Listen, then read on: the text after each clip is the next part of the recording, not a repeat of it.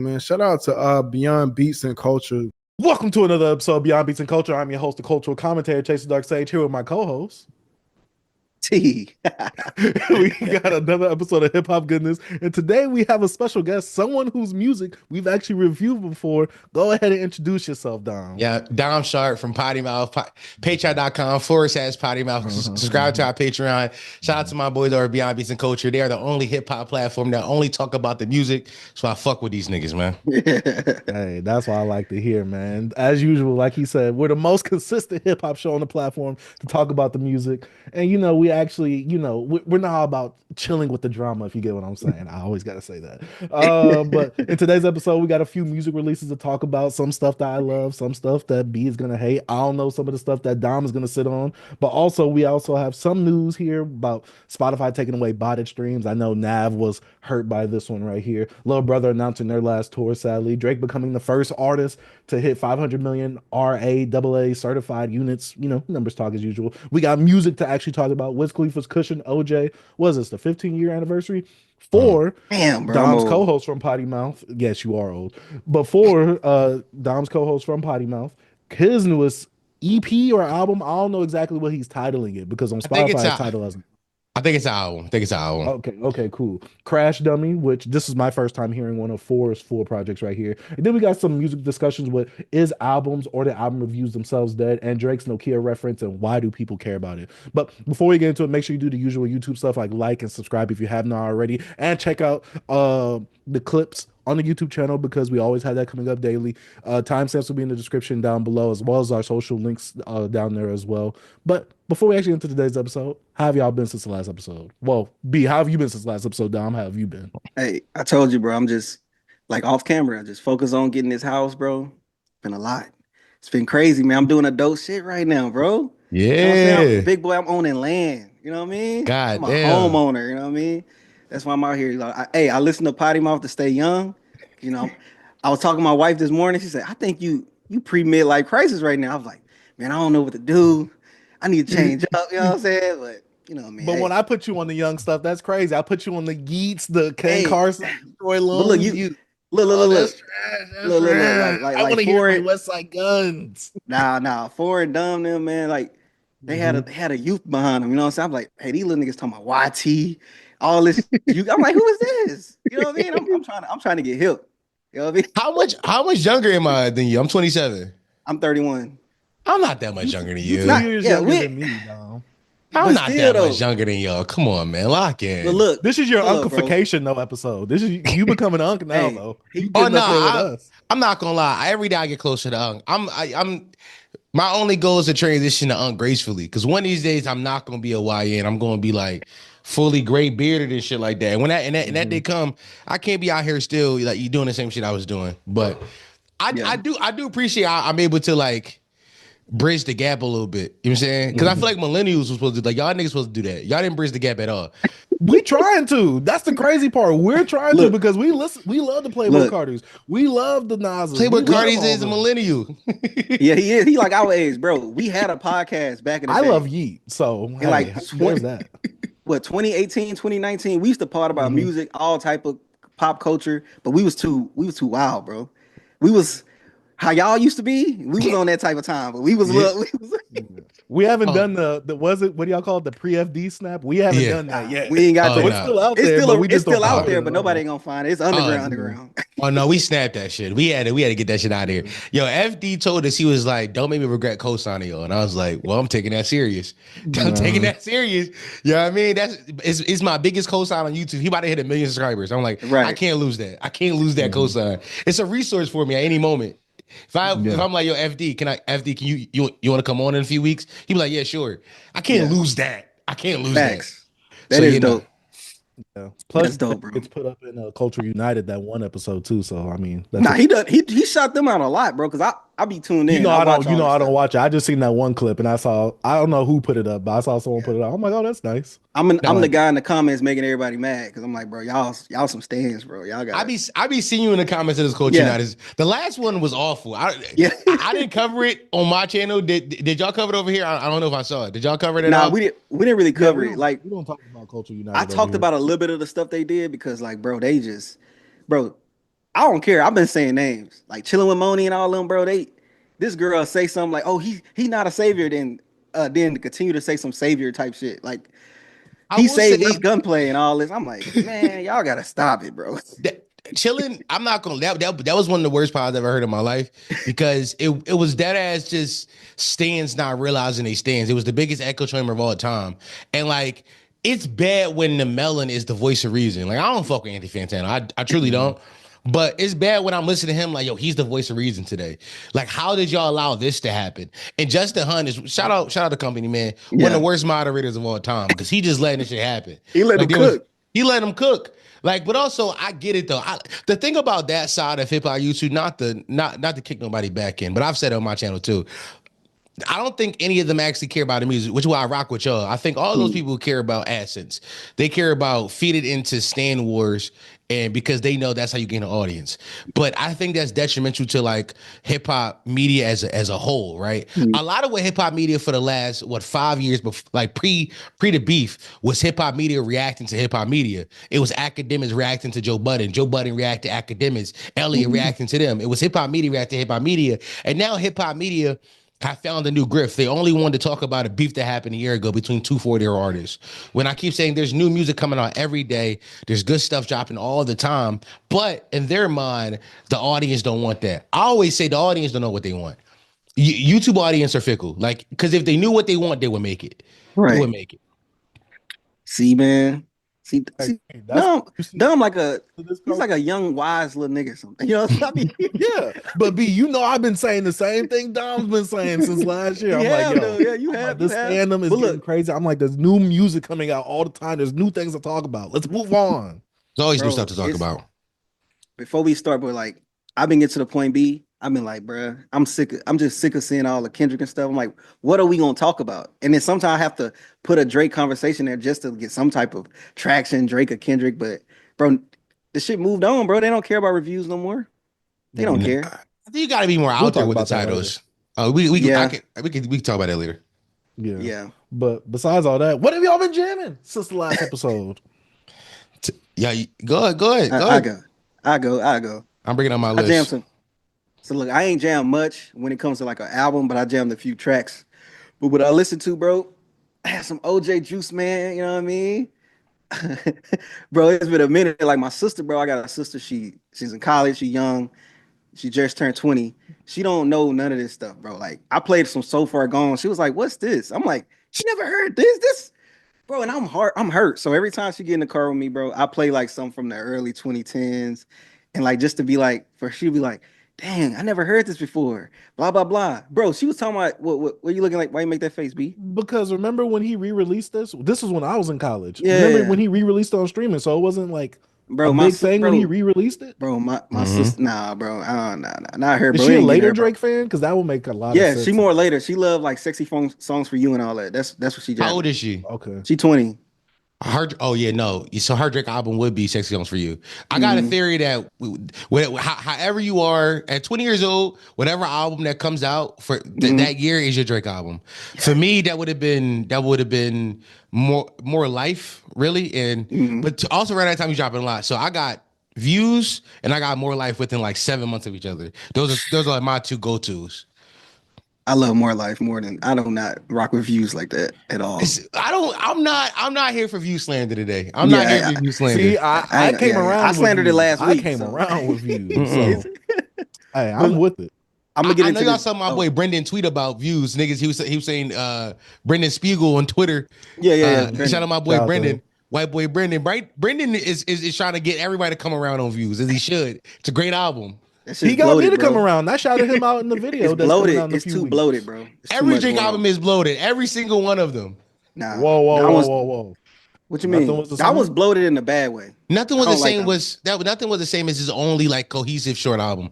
Every single Drake album has 5 to 6 songs too long. That's true. I believe. I got you on that one. I just Views. I can't do it, bro. I can't do it. Nah. Why you got to follow me at Cheesecake? Bro, that's just whack, bro. You know I let it go there. I just don't like his flow on that song. That song is not that bad as people made it seem back then. That shit fire, yo. I just don't like his flow. That subject matter and all that stuff, I don't really care for. I'm good off that. But look, Yeah. I'm jamming Juice, man. Mhm. Juice World 2, No Hook. I don't know if Dom, you familiar with any OJ Juice Man? I'm familiar with Flynn OBP mocking him. Yeah, y'all remember Flynn OBEP? Nah. Short but shorty. Oh, Short Boy Shorty. Yeah. I remember them. Oh, Jay the Juice Man, Man. and I Yeah. got stamina. Yeah. You know what I mean? I'm not from the South, so I never listened to OJ Juice Man. I only know the memes. You gotta tap into your southern roots, bro. Come on, man. Nigga, my family, my slave family, they from Virginia, nigga. Give a fuck about that shit, nigga. Bro, that ain't my slave family from Virginia.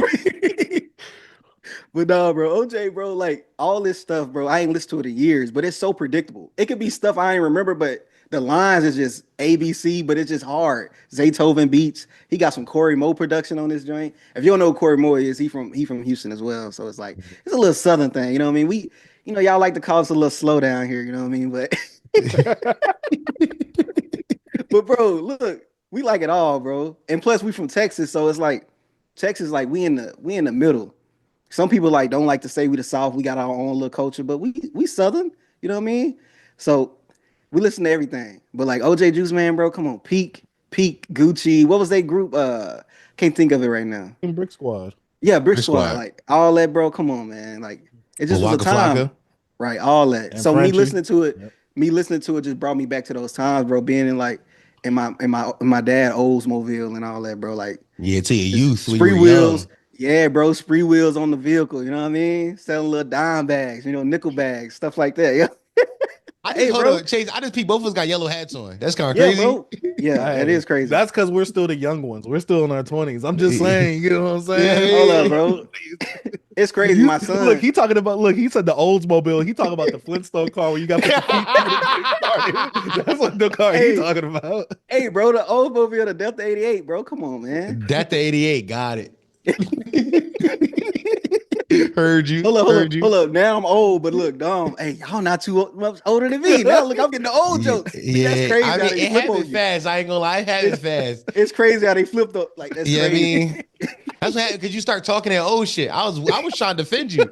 Like I was like, nah, nigga, you young, you youth. And the nigga start talking that old nigga shit. I'm like, yeah, dog. Go ahead, hang that up, man. I ain't gonna lie to you, bro. Go ahead. But no, bro. Hey, let me move on and let some of you youngins talk there. OJ Juice Man. Shout out OJ, bro. What y'all got? I'm only been streaming niggas inside. Shout out to my community, the Potty Mouth. It's a lot of niggas in my community make music. Make music. I stream a lot of their music all the time. There's a kid named Gizzy. Gizzy had the album I think 2 weeks ago called Voices. It's about schizophrenia. I got a feature on there. It's a really good album. He got a song on there where he's singing about like how his relationship with his family has deteriorated, how like his mom don't look at him the same way that she used to, and like he's yearning for that love. Very beautiful music. There's a kid named Control AD. He got the album. I just started jamming that on that shit. That's just some gas. It's some gas pack. That's really all I've been jamming recently. And just me. I listen to me a lot, to be honest. Not to give you the rapper answer, but I do listen to me a lot. My last album y'all killed, so I was like, damn, all right. We like the first half though. Yeah, but but like I was, you know what I'm saying? I needed y'all to tell me y'all ain't like it. I needed that. Yeah. I needed that. We gonna keep it honest with you, bro. We ain't gonna sugarcoat. No, I needed that. No, yeah, my last album, y'all was like, nah, ain't fucking with this. I was like, word? The hip hop album you're not fucking with? It's nothing but fucking loops on that joint and fucking Dilla drums. Like, nigga, I'm not fucking with this. Hey, I thought we was gonna get a Dom Crashout, bro. I thought he was gonna put a whole he gonna get on us on one of his lives, bro. Just go off on us, bro. I was scared. Nah, like, bro, fuck that. What, I ain't even put us on blast, bro. 2.0 over here? That's what you want? Data J nigga, yeah. Nah, bro, I ain't no young Crashout. But that's pretty much all I've been jamming. All How right. about you?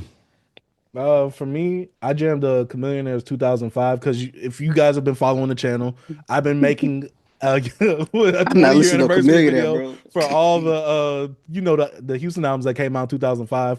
I knocked Chamillionaires off the list, and now I got to do Yeah. Bum B's. But going back to Chamillionaires, Sound of Revenge, it was cool. I like to see why y'all laughing. See, Because Chamillionaire, bro, he ride dirty and shit, bro. see, and that's the thing. I don't love that song like that. Like that was Yeah. never like my favorite song from Chamillionaire. So that was like that and Ultimate Victory were like the super mainstream albums. But going back to that album, he definitely stood out amongst his peers because one, his articulation was better. He didn't have that southern drawl about him, but also he used a lot of different flows back then. He never just stayed in one pocket. And obviously his bars and his pen game was a lot more wittier and sharper than a lot of his contemporaries. But yeah, I'm not going to try and down the other artists. What? What's wrong with the Southern draw, bro? Come on, chill out. No, there's nothing wrong with the southern drawl, but let's think about it. Bun B, Paul Wall, and Slim Thug, they all got that southern drawl. Chamillionaire, sonically, when you first hear him, you wouldn't know that he's from Texas unless he said a certain slang word. It's because he he half Nigerian. He's half Nigerian, bro. Here we go. He FBA talk. right? Oh, come on. FBA talk is crazy. I ain't gonna lie. Crazy, bro. It's a joke, bro. FBA talk is crazy. FBA niggas is crazy. But bro. for me, it's just crazy because he grew up with Paul Wall since they was in kindergarten. You don't have none of that southern drawl in you to talk like that. No. But Paul Wall I used to has listen to I used to listen to Paul Wall and Chamillionaire stuff growing up. Yeah. But when he not the albums. Not those albums. See, you're bugging. But you not on game. That's why. Yeah, right, that's whatever. really all I've been jamming besides the new Lil Yachty song. That's it. The him and That shit Bees. hard, by the way. That shit hard. I haven't heard it. I didn't like it heard like that because he used the same sample flip that J. Cole did in Might Delete Later with Cameron. I was like, Let me look it up. I like their other song better. It's called Can't Be Creep Boy or something like that. Yeah. But yeah, I like Sorry Not Sorry a lot more. Like to me, that had a lot more replayability for me. But yeah, the new song, it was cool. They had like a beat change in the middle of it. But him and V's? Yeah, it just wasn't for me. Yeah. Yeah. To Hopefully be him and honest, V's come out with something. Yachty had been on a run for like 2 years. It was like a 2-year run. He just couldn't miss for it. It started with Poland, and he had Strike in the middle, and then the whole Creep Boy shit happened. And then once Caribou left, it's kind of been like pewtering off a little bit. I do hope he get back to it because I do like when Yachty is kind of like leading the charge for what. Funny enough, Yachty is leading. It's funny enough because like in 2016, they was looking at Yachty as like the guy who couldn't rap. He was up there trying his hardest. He's like, no, he was like all the old heads was bitching him, and now he was kind of like leading the charge for what rapping well could like in today's hip hop, and I did like that, like the fun beats, the experimental shit, also drumless loop samples he was doing. I was like, yes, make the kids rap on drumless loops. I love drumless loops. I know. I like y'all niggas hate drumless loops. No, I like drumless loops, bro. I hate he don't like drumless loops. That's my thing. that. I like a drumless loop. Them drumless loop shit, that shit hard to me. I ain't gonna lie. So you drop a drumless loop album, bro. It might be in my album of the year contender. So you know what I mean? No, that's coming, bro. I got some drumless loop shit for y'all, man. I bet. Just go ahead, just start listening to music outside of your phone speakers from now on. Don't even go into the car and listen to music if you want to do that. No, Come on, man. What are we doing right now? That's Chase, bro. He don't like no drumless loops. He tripping, bro. He missing out, that's bro. The only thing holding me back from Rock Marciano. I'm like, yo, I need some drums with this. I need You to know hear what's the funny? bass in the car. You know, it's funny. FD said the same thing. FD was like, I need drums. He was like, telling me he need drums. But I feel like this is old head shit. Sometimes you don't need a drum. Like, as a rapper, yo, do y'all got verses out there? You got a verse? Y'all got verses? I got verses, but they ain't out there. I was like, yeah, they're not out there. No, B, you know mine is out there. They just got scrapped. I heard some of his music, man. They got scrapped. Hey, look, I always say, look, I knew I couldn't be a rapper, so I picked up the pod mic instead. I said, nope. I knew ahead of time. Now I went to school for like music engineering. I used to like rap and make beats and all that stuff, bro. I got out the game, man. As a nigga who got verses out there, the drumless loops give you more space to operate and do shit. They just give you because there's no like drum patterns like confining you to pockets. You could do whatever you want in those drumless loops. It's like it's freeing as a nigga who like if you want to rhyme words well. It's a freeing opportunity for you to just try new pockets, try new flows. Cause you might find some shit at work. Like I'm doing this new shit. I call it my run on sentence flow. I started doing that shit on drumless loops. I was like, I could do this forever. Like it's just yeah, I mean, but I wouldn't have heard that if it wasn't for drumless loops. So I shout out drumless loops. Y'all gotta lock in, yeah. The rappers know what they doing. Facts. They out there, bro. That's why I listen to a lot of stuff like that, bro. It just this guy right here, bro. He uncultured. I literally listened to two UGK albums this week. If I would have heard no drums on them things, I would have been looking at them differently. You tripping, bro? Yeah, I'm gonna send you some stuff, bro. I already tried to get you on Rock Marciano. I like Rock when he's on some drums. that DJ Premier and that Alchemist. I need the drum patterns on there. I'm sorry. Bro, I'm ready for Dumb to drop the Drumless album, bro. We gonna. I got y'all, bro. I got y'all. Victory lap. That's what it's called. That's what it's Victory called. lap. All right, okay. Yeah, shout out to Nipsey. But yeah, y'all got anything else y'all been jamming? Man, nah. I ain't jammed them, bro. I'm telling you, I've been a little busy, man. You know, home ownership. You know what I mean? Shit like that. Home ownership and things of that nature. I've only been jamming older stuff like the UGK albums, which I've talked about plenty of times on this channel. Oh, Skywater dropped a new tape. I haven't listened to it yet though. For real? It's on the SoundCloud. That's why. If it's on SoundCloud, that's why. Let me look up the name of that joint. I was supposed to. I got that on my list for now to talk about, but I haven't I haven't got around to it yet. But hold on, let me pull up the name of this joint real fast so I can shout it out and we can and if all you old head niggas who listen to the show can go listen to some Skywater. Bro, the old head niggas don't like us, bro. Damn, who the fuck like y'all then? Y'all gotta pick a lane. Bro, we don't even know, bro. We too immature to understand the Will Smith album or the Ice Cube album, but then it's like, all you guys like is Young Boy. Every time people see like our takes on old head music, you guys just only like Young Boy and Cardi. I'm like, where is this coming from? We ain't found our audience yet, dog. We don't know who gonna like us, bro. Y'all gotta start grifting, yo. Y'all gotta pull Curtis King. Hey, bro, we gotta talk to Dom, bro. Like we gotta get some tips, bro. Yeah, nigga, some tips, man. Nigga, I got lucky, bro. You know what I mean? I got lucky that people like me. I think it's called. What's it? It got two ponies on it. I can't find the name of it. I'm trying to see if you tweeted it out. He said I got lucky, bro. But now for real, bro, it's hard work. Sometimes it's not just hard work, bro. You need some luck. You need a little luck involved. Yeah, for sure. It's not I don't see it, bro. I'll text to y'all boys later. I've been seeing people post clips of it on Twitter because while am I in like Skywater Twitter? I'm a little gay. I mean, it is what it is. Hey, bro, I was a little gay before I became a dad, bro. I had to chill out on my gayness, bro. Hey, we used to be wilding on the gay talks, bro. Remember, back in the day, it was a little crazy. He talking all this right now. He talking all this right now. He gonna pull me to the side. Hey, I'm gonna need you to scrap this episode, all right? No, bro, I became a father, bro. I had to bring that toxic masculinity into this household. No, that's fucked up. I'd be like, hey, boy, don't be playing with that. That's pink. He'd be like, hey, man, you a boy. Man up. You a boy. Put that down. No, that's how I got to talk to him. No, bro, like, I'm like, my bad.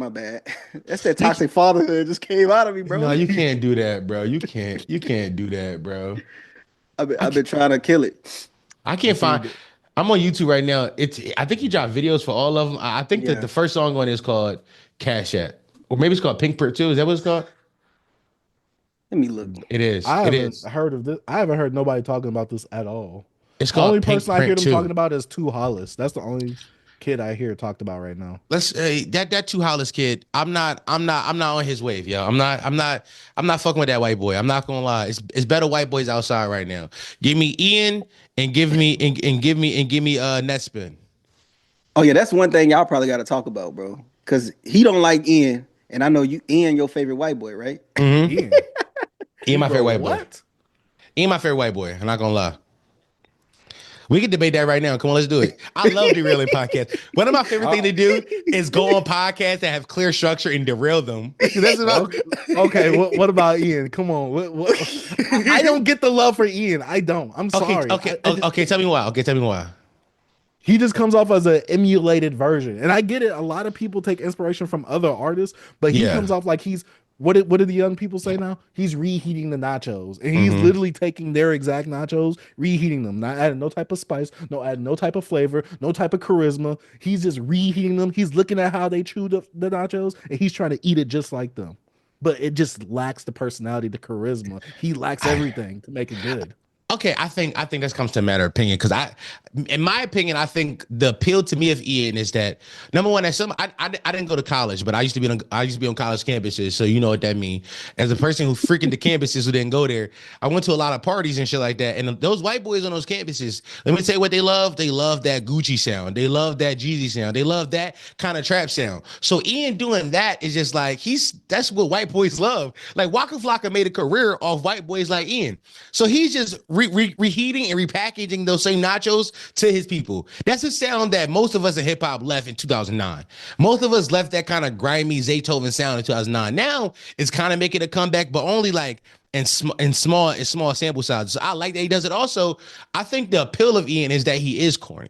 Like that is the appeal of him. Funny enough, like to me, I say this right now. My hottest hip hop take is that Ian is this generation's Mac Miller. That's my hottest take. That's a hot ass take. That's my hottest hip hop take. It's my hottest hip hop take. And because I see how young kids react to Ian. I seen it. I seen how like the 21-year-olds, 22-year-olds react to Ian. They react the same way I would have when fucking Faces came out. Like it's like, all right, I get it. This is y'all Mac. I get it. But it makes sense too, because like Ian is also the best white boy in hip hop because when Tyler was kicking his back in last year, he shut up. He didn't rap. He didn't make a song about it. He didn't go on a tweet tirade about it. He just shut the fuck up and took his lashings. He shut the fuck up. And that's what you want white boys to do. He didn't jump out the window. He's a good white boy. He's a good white boy in hip hop. Truthfully. And also, what about Jack Harlow? No, Jack Harlow's okay. But also Jack Harlow, I don't know if you remember back in 2021 or 2022 when he first onto the scene. Jack Harlow caused a lot of divestiture conversations. A lot of black women was using Jack Harlow as an example of what black women should be like. And I was like, yo, what y'all doing, yo? Why y'all putting me against this white boy? Like, I like Jack Harlow, but also he had black women acting different. Yeah, I mean, I think Jack Harlow was a CIA psyop for a little minute to fucking further deride the black household a little bit. But since then he's transitioned into like just full mainstream pop. But shout out to Jack. Mm-hmm. Jack did give us Jackman, which is one of my favorite albums that year, and then stopped doing hip hop. He was like, I'm only doing pop rap from now on, which I respect. He gave us his one hip hop album, got right out. But as for that Two Hollis kid don't even make hip hop for real. It's more like, well, it's like hyper pop. It's hyper pop more than anything. And like, now, is it hip hop inspired? Yes, a little bit because the 808s. But his aesthetic isn't hip hop. His voices isn't hip hop. The rapping really isn't hip hop. I don't even call him a hip hop kid because truthfully, he's like I don't know if you know who Glaive is. Do y'all know who Glaive is? Another hyper pop artist. He's gonna that kid, that Two Hollis kid is gonna transition in a very similar fashion to what Glaive does. It's not gonna be Glaive, I believe. Glaive. It's gonna be the similar transition. Or Eric DOA, this hyperpop shit. Now I'm talking about hyperpop. But yeah, it's gonna be a totally different. It's like a subset of hip hop almost, because like you think they're rappers and you listen to it long enough, be like, this ain't rap. This ain't the hip hop I know. You start waving your finger at it. But that's what old hip hop had to say about Cardi's music though. So it's like, you know what I'm saying? No, but it's different. Here's why though, because the kids who are leading. Like the Cardi sound of hip hop is still being led by black kids. Like it's still being led by kids who come from the culture, not the genre, right? So we're talking about culture versus genre now. Like so, like what's the kid name? Netspin?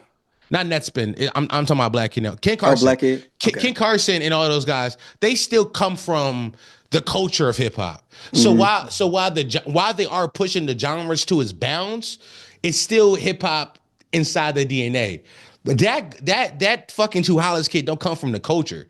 So while he may be using parts of the genre, he's gonna push that out of hip hop the first chance he get. The first chance he get, he's pushing that shit out of hip hop. I think that's the difference between the two. I'm looking at him. I never heard this nigga look like a video game character. I'm being Yeet, because I know you said Ken Carson comes from the culture of hip hop. So then what about someone like Yeet? Yeet doesn't come from the culture. Yeet doesn't. You think Yeet comes from the culture? Yeet is no. I'm saying because you said that certain people come from the culture and he could push the boundaries. I think Yeet is someone who's excelled in that sound that Cardi has kind of like, I don't want to say revitalized, but kind of like introduced into hip hop. Yeet is one of those people that have excelled in that sound, and he's also probably like white or Hispanic. I'm not sure. I think he's both. So here's what I say about Yeet.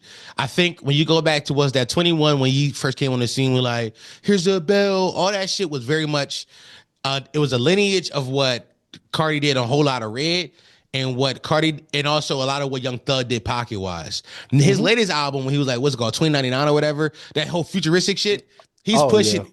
He's pushing that out of hip hop now. Like, it's so un-hip hop listed out. I'm like, oh, you're doing futuristic. But what about when he reverts music back though? But what about when like it comes, because he came out with a second album that same year later, and he reverted back to his older sound. But it's what I'm saying. These white boys, they pick and choose when they want to be the culture. These white boys pick and choose when it's hip hop and when it's not hip hop. So I'm looking at somebody like, while I like his music, the first moment, if he ever gets a chance to go into like a different, to push to take the bones of hip hop and make a new subgenre of pop music, he's going to. And I think that last album was attempt to. Now, do I think if somebody from the culture take that same sound and like from not the genre, from the culture and takes it, can they evolve it deeper into like what hip hop could be? Yeah. But we talking about like whenever a white person ever invented something in hip hop. That's what we're talking about right now. Because usually as soon as the white person invents something in hip hop, it's no longer hip hop. It's not hip hop no more. By the way, do y'all hear those sirens? I live in trenches. Trench living. Hey, we in the suburbs, bro. It's quiet out here, bro. I hear birds chirping. Nah, a bird, nigga. God damn. But we also in a more country rural area than him too. He's in the city. We not. Nah, I know. But I want to say, bro, what happened when Ian does that? You think Ian gonna stay in this pocket? I truly think Ian loves hip hop. I'll be honest with you. I think Ian loves it. And maybe this is my bias for him for sure. But I think Ian is the similar way how Mac Miller, he may have tried something different, but his roots was always rooted in hip hop. Like even when he did like the whole piano album, I forgot the name, but he just played notes for a whole album. A lot of that, he was still rapping on it. It was like, this is still a hip hop album. It's still rooted. It's like, it was still jazz based hip hop still. I think Ian has that same potential to do something similar. I think he doesn't. It's like the moment you start thinking like futuristic, it's like you're trying to push past what the culture has done. You see what I'm saying? Like, Ian from Texas, right? About, oh, okay. I know Texas white boys. I grew up around them my whole life. Tell me about him. Hey, Ian gonna transform to a country. He gonna be just like Post Malone. Watch. He gonna switch it up, bro. He going to. But they too influenced by all the other stuff like Mac Miller, bro. I feel like he's more rooted into like being a musician. You know what I'm saying? Yeah. But I don't think Ian has to show me something that he plays an instrument. He got to show me something to another level than just this goddamn Gucci man. But here's my problem with that, though. Like, I feel like Post Malone was such an obvious transition, and the fact that none of us saw it bothers me because now we're all scarred from it. Post Malone was the most obvious transition to pop I've ever seen in my life. He made a song called White Iris, and it had braids. It was barely a hip hop song. I get you with Post. Post Malone is from here. He's from Texas, from the city that we in. So it's like I saw this coming. Easily saw this coming. We know Texas. I knew people that went to man. school with Post Malone, and so they was like, "Oh yeah, like you could kind of tell." Like you get what I'm saying? Yeah, his name's Austin. Like I saw that shit coming. His name's Ian. Yeah, but like Ian Schwartzman for Joe Budden, like that's a white boy in hip hop still. We also got Ian Connor. He's bad, horrible. Yeah, he's a yeah, bro. Oh, Jesus. Him, bro. It's some bad Ians out here, bro. I did not expect that word. He is. I'm just telling the truth. Listen, I don't know. Listen, if Ian does become one of those white boys that I gotta take, they gotta eat crow on, I'll surely eat crow on him, and I will kick his back into. But I didn't like last year when niggas was piling up on him. I was like, what has Ian done besides for do what every single 20-year-old has done for the last forever in hip hop? Is sound like their influences. I said the same thing. I said the only problem is because he's white. That's the only difference. He's a white boy. And I was like, he's just a white boy. That's it. It was. I didn't like that. I didn't like it. Also, I did appreciate he shut the fuck up. I was like, good. Don't speak. Because the moment you speak, you give him some. Don't give him none. Facts. That's true. See now, hey, look right there. We got a clip. See, this nigga a genius, bro. He knows what he's doing, bro. I'm gonna give y'all some good clips. Clip me up good too, nigga. Hey, Ian, it's the Mac Miller of this generation. Hey, come on. Okay. Good boy. But see, that's the problem though, and I don't know if you had the same problem, Dom. People will read the title, they'll comment towards the title. They'll never watch the full video though. I I used to have that problem when I was talking about like Drake. Now, since I started talking about Drake, I'm like, I don't have that problem no more because my title be out there now. I got a video coming out tomorrow. Today's is the 8th. I don't know when this comes out, but tomorrow, the 9th, I have a video coming out called The Unskippable Doechii Ad. The titles are, I'm getting out there with them. I'm getting out there. I'm not just saying things anymore because I wanted the most far-fetched title possible so you know what you're getting. I got a video on my channel called Fascism Used as Rage Bait. I'm getting out there with these titles. I'm like, I don't want you, click on this video and find out what I'm talking about, nigga. Watch the video to figure out my take. I ain't giving you the taking the title no more. Fuck that. Because I don't want you to just comment based off the title. That's crazy. I was doing like, bro, I was doing a Doechii video and I talked about like the whole like marketing and also about like her being an industry plant and all that type of stuff. So you gonna go into that lane, right? Yeah. I got you. Yeah. Did y'all see that video of the flash mob she had? Did y'all see that on timeline? No, I kept moving, bro. I saw it on timeline, but I think I seen you retweet it. I think maybe I quote tweeted it. I quote tweeted that bitch. Yeah. Okay. Oh, they killed me on the timeline too. I reacted to that shit on stream. I was like, y'all, this is an ad. Why do nobody care about advertisements anymore? I made a bigger broad. For my channel, on the channel, I've been really diving deep into like internet culture. That's kind of what it's internet culture through pop culture. It's kind of what I'm my lane is. But I was like, y'all are being sold an ad and y'all don't care. Why don't y'all care? Like, why don't y'all care that this is a blatant ad on every single streaming service ever? We all have Netflix, we all have Hulu, we all have Spotify. All of us pay for the ad-free tier. But when you're willfully scrolling through social media, you're just so susceptible to advertisements. Why? Why is that okay for you? But then I made a broader point. I was like, I think it's because like advertisements are being presented as content. So when you're scrolling through 9x16 slot videos on like your reels or your Twitter scroll or whatever, or your shorts, there's no differentiating between an ad and content because it's all slop to you. It's just like, oh, it's a thing.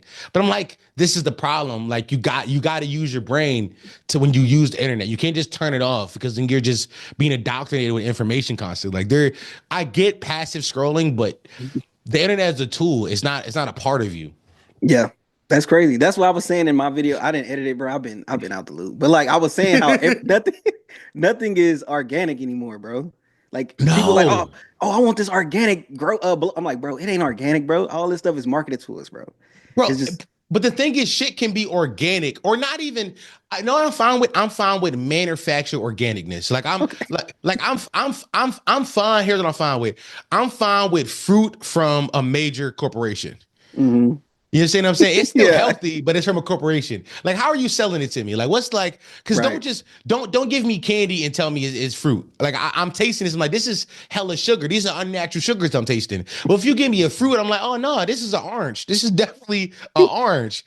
But a lot of times these niggas are just like, they have no respect for our media literacy and they have no respect for us as consumers.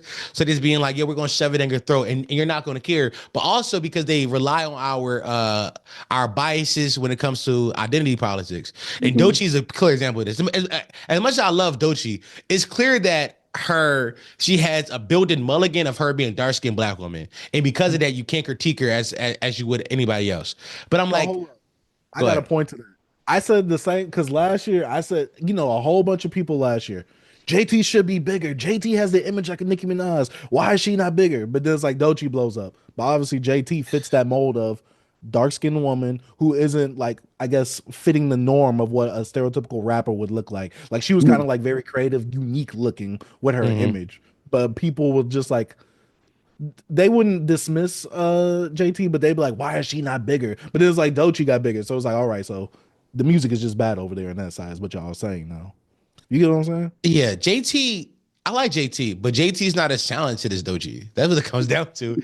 Like, Doechii's a better rapper. She's a better rhymer of words. Not by a mile, because I hate when people talk about Doechii like she's like this insane wordsmith. She isn't.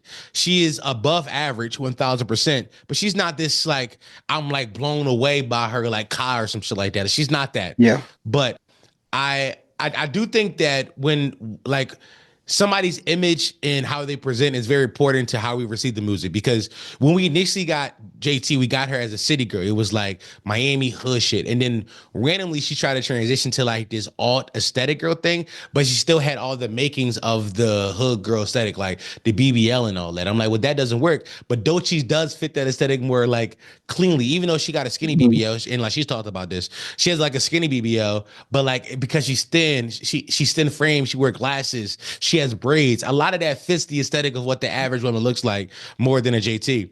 But it bothers me how we can't critique certain people based off who they. But it doesn't bother me because I get it. Because a lot of times niggas aren't critiquing in good faith. Niggas are critiquing because of a colorism, or people are critiquing because of sexism, especially in hip hop, like this very misogynistic genre that we love. So I get it, but it's like we have to go back to media literacy and like we have to have discernment and realize when people are being good faith and when people are being dickheads.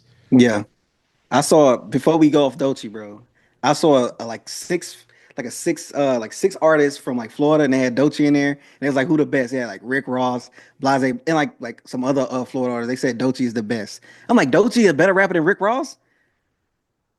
I'm like, come on, bro. We can move on, but I saw stuff like that. I'm like, all right, y'all tripping, bro. But also, they I ain't gonna lie, wildin'. I think a lot of that content is planted. I think that content is planted. Yeah, I'm not falling for it. I just like, all right, let me scroll past this. I think all of this is strategic viral marketing, and I'm not.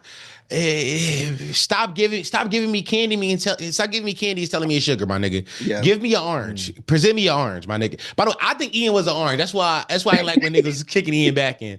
I was like, Ian is an orange, y'all. He's an orange. This shit was organic.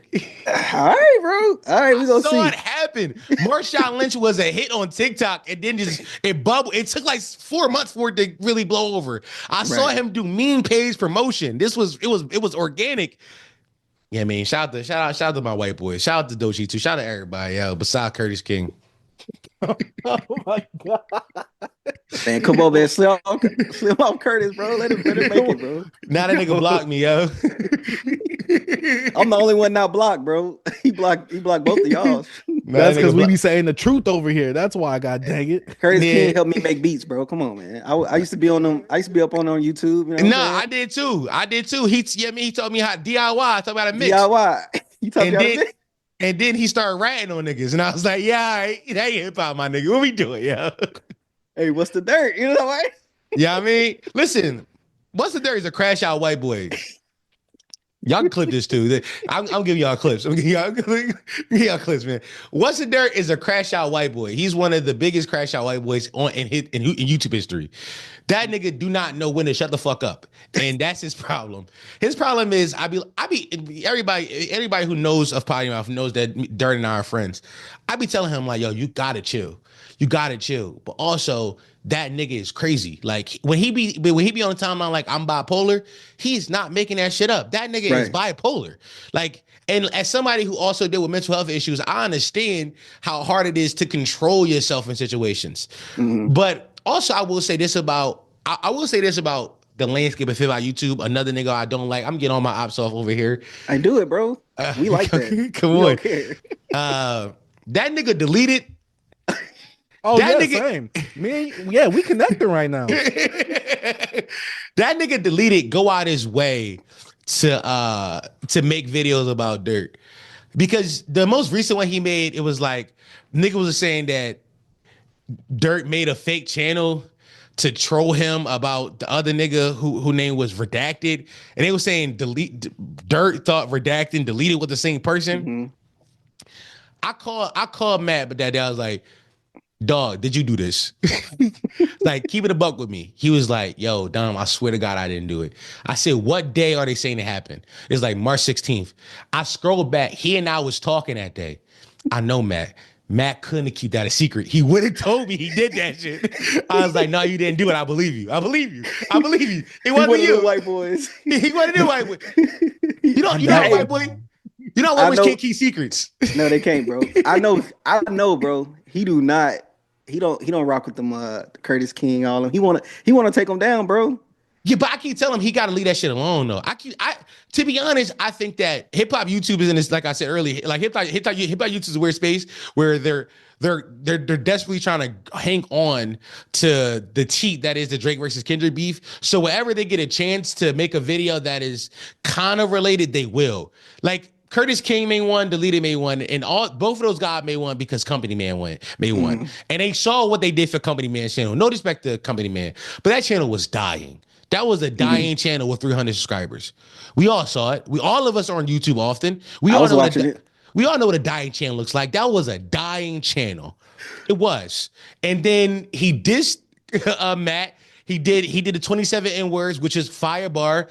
He was counting N-words in his cave in Canada. He gave us that bar. Fire, right? And that revived the nigga career. That nigga, it changed that nigga life.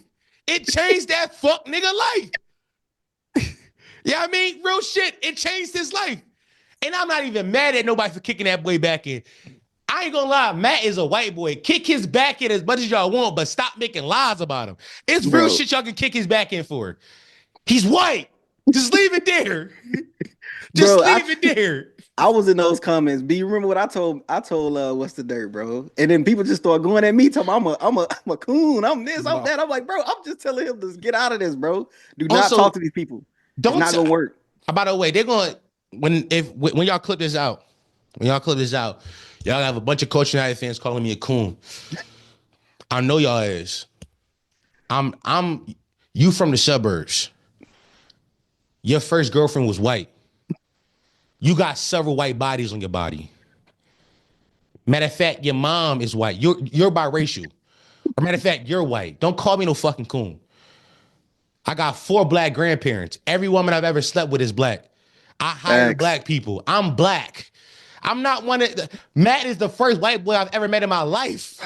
He's the first white boy. I'm not even lying to you. When I went to school, growing up in Philly, bro, I didn't have I did not have a single white classmate K through 12. A single one. White people only existed inside positions of power in my life. They were police officers, teachers, principals. And then when I became an adult and got jobs, they only existed as bosses. Like, that's the first white boy I ever seen as like a peer. I'm not a coon. Know what I am? I'm honest. And you niggas is grifters. So don't stop with that coon shit. Get off my dick. I'm really, I mean, and listen, if you want to see me, I'm outside. All right, relax. All right, bro. Stop that. What did you say on your stream that one time? Were you going crazy? I be telling niggas, come do this to me. I'm like, no. I be telling niggas, come do it to me. I be telling niggas, FD be telling me to chill, but I'm like, no, fuck that, yo. They gotta know I'm really, it's different cloth. It's a different cloth. Yeah. Hey, Philly people different, bro. They be wilding out there, bro. I mean, look at what Will Smith came out with last week.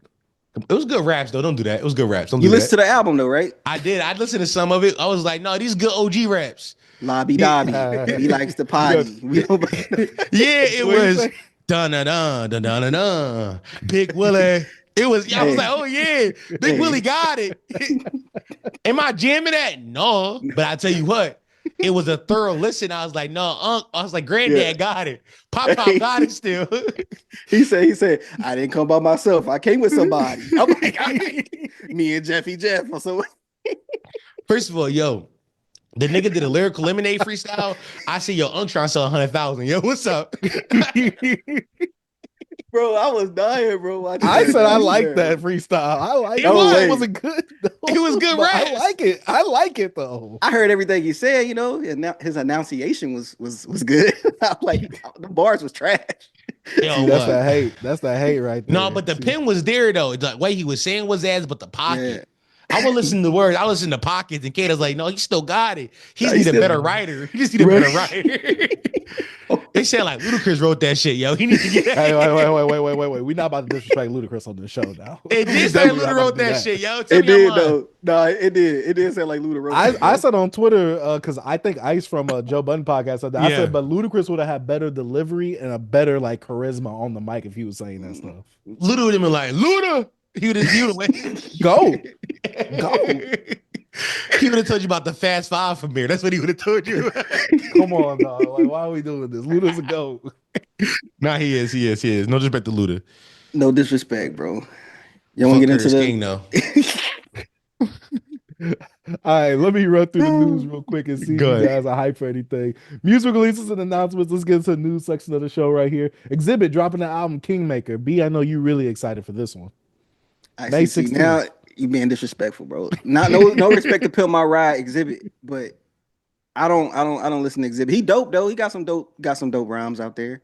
But I'm gonna skip this one, King. I'm gonna skip that. Well, we're not gonna add this to the catalog. I mean, to To the EP? Unk edition. Nah, we good. Mhm. I think this one gonna get a skip. I don't want to listen to that, bro. I don't think I've ever heard a single Exhibit song. Then he did the intro. He didn't do the intro to Pimp My Ride. Yeah, I know you heard Pimp My Ride. It was Nissan. Pimp It was my ride. I don't think was it a rap verse? Was he rapping on that? I don't think it I was a don't rap remember. verse for that. Last time we heard it, probably was right, on bro. Ice Cube's album and that Compton album from Dr. Dre. Oh yeah, he was on Ice Cube album. Yeah, and we both said that Alright, he had a whatever. pretty cool first. But yeah, it's DJ cool. Swamp Izzo claims Cardi has 50 to 60 songs done for his newest album, Baby Boy. How many years y'all think we gonna have to wait to actually get this though?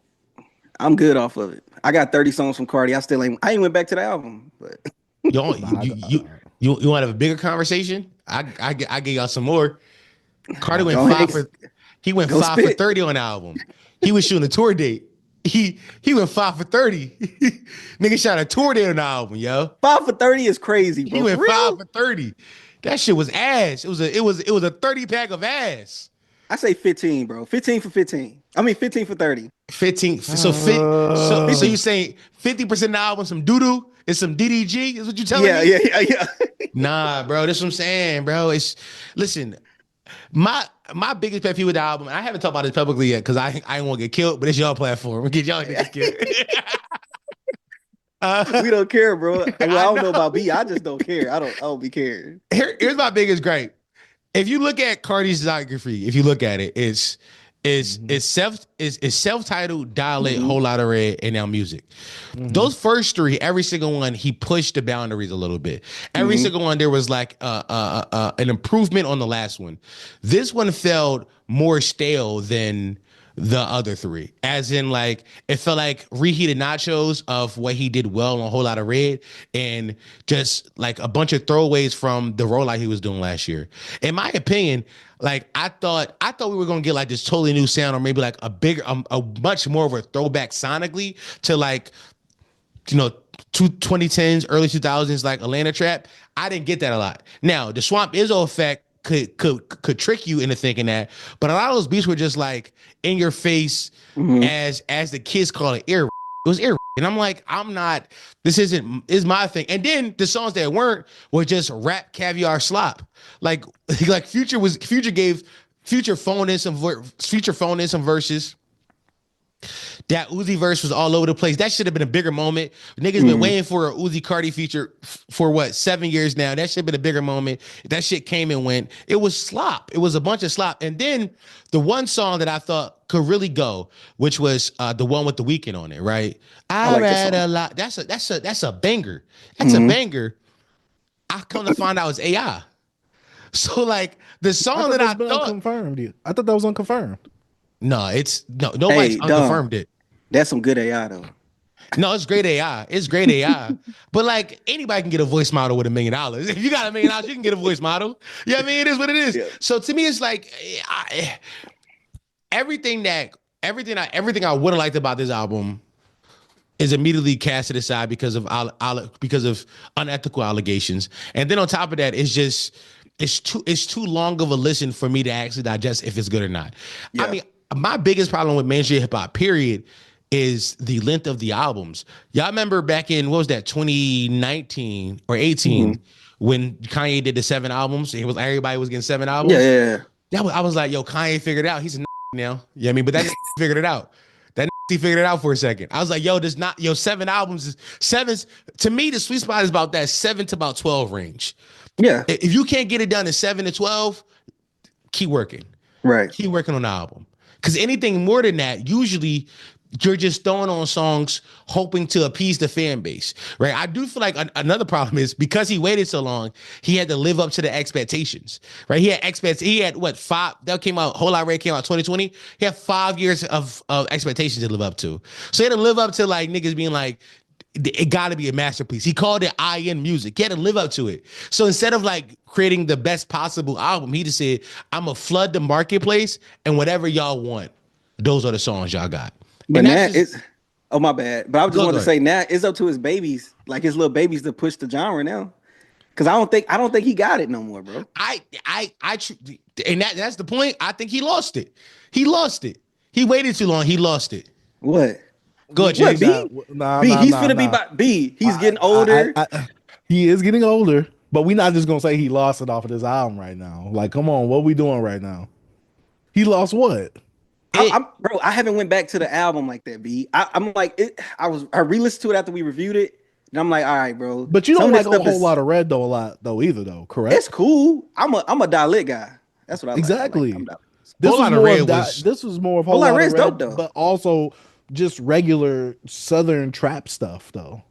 Like just very regular, but it was mixed in with the rage stuff. Because remember I told you there was some songs I'm like, oh, this is definitely a Yeet song. I see Cardi going down what Uzi's going through right now. Like, I think he's gonna be dealing with this right now, bro. Like Uzi dealing with the age, his fans not like, you know what I mean? I think this is what Playboy Cardi about to go through. You know what's funny? The difference between like Uzi fucked up because Uzi flooded the marketplace early in his career, so he just gave us a bunch of his best work was in like 6 months of each other. It was like, damn, nigga. And now his fans only want old Uzi. His fans like, yo, why can't you do this again? Why can't you do this? He's like, because I can't keep remaking the same songs over and over again. How many times can I reheat the same nachos? Where Cardi problem is he was able to space it out and get a longer career of us wanting it, but now we're like, damn. You looking funny and light because you are only as good as your last showing. His last showing, if we're being honest, at best it's a C-. At best it's a C-. And we're only giving a C- because there's so many songs. And keep it a bean. How many of those 30 songs have you listened to more than 3 times to actually know if you like them? You see what I'm saying? Oh, so no. For me, I listened to the album more than 4 or 5 times. The whole thing? Yeah, he listens because to it when I be at work, I just be having it on, so I just be letting it go. I can't, bro. But I like Whole Lot of Red better. I think Whole Lot of Red is a better album. Where do you rank his album besides discography out of the 4? Whole Lot of Red is number 1. Yeah, I'm with you. Dial-It is 2. Okay. Self-Titled is 3. I Am Music is 4. So is his 4th ring, his most recent showing is his worst showing. That tells me he don't got it no more. Like how can you say he has it if his most recent showing is his worst showing? I ain't saying he still got it. I'm just saying he ain't lost it yet. I think I'm gonna need another album because I think we've had this discussion before, B, where it's like when it comes to like our legends, not necessarily saying like Cardi is a legend.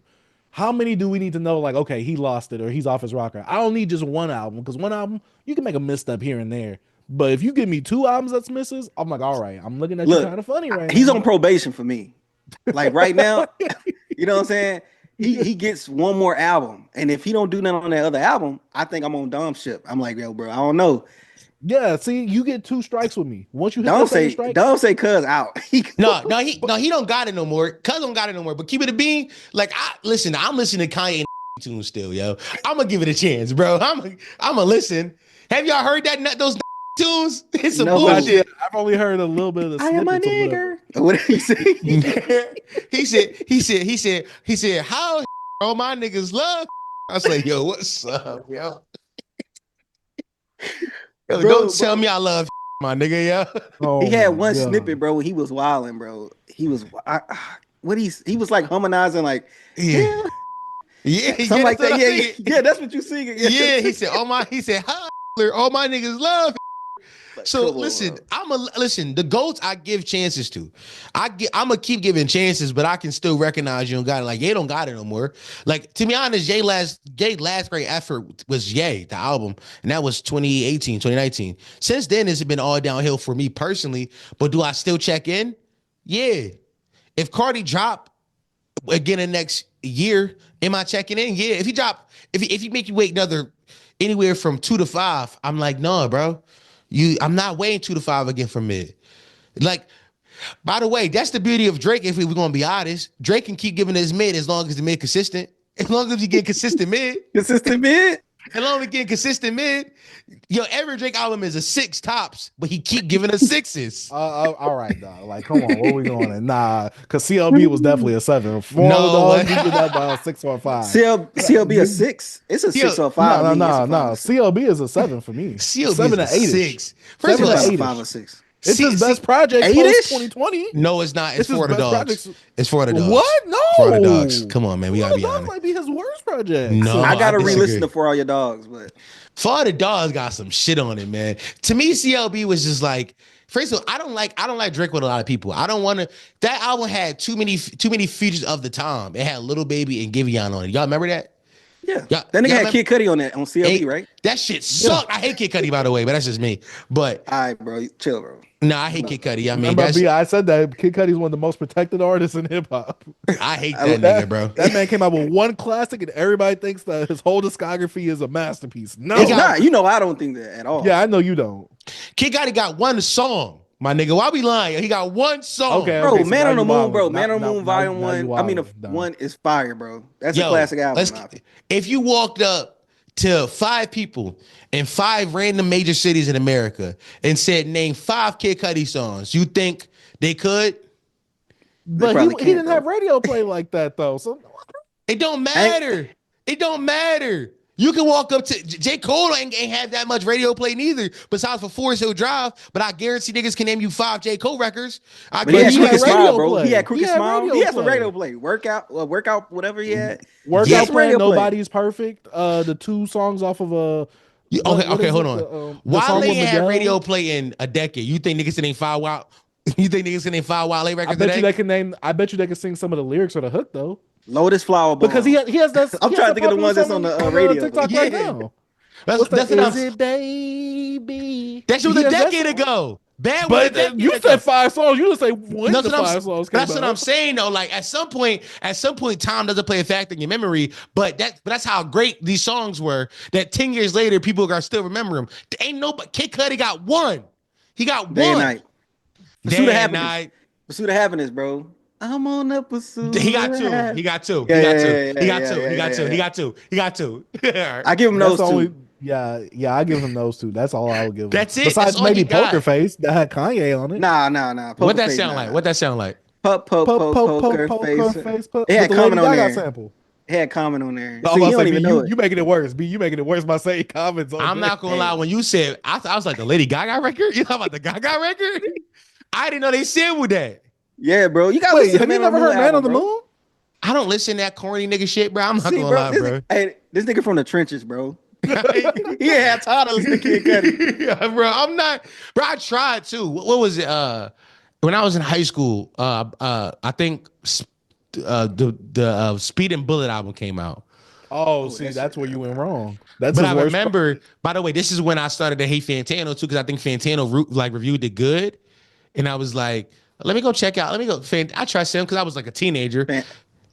Fantano hated that album, bro. I think. Oh, he hated it. Okay, well I remember. Well, whatever. I remember. I forgot what it was, but somebody reviewed it good, and I was like, oh, let me go check it out. And I was like, this shit suck, yo. This shit suck. What am I listening to? By the way, at the time, I'm listening to like Chicago underground raps. I'm listening to like Vic Mensa and like Chance and like Kimbe X and like Alex Wild. I'm listening to those niggas. I'm like, let me, because I'm in like an alt lane. I'm like, let me see what this is about. I'm like, this nigga can't rap. He can't rhyme words. He's all about bro. the melodies, bro. You like the melodies? Come on, man. Yeah, but he's not a good Like the songwriter humming. neither. He's not a good songwriter neither. If Part of the line, bro. Get out of here, bro. How'd that go? Hey, whoa. Yo, Hey. just doing melodies don't make you a good songwriter, my nigga. What we doing, yo?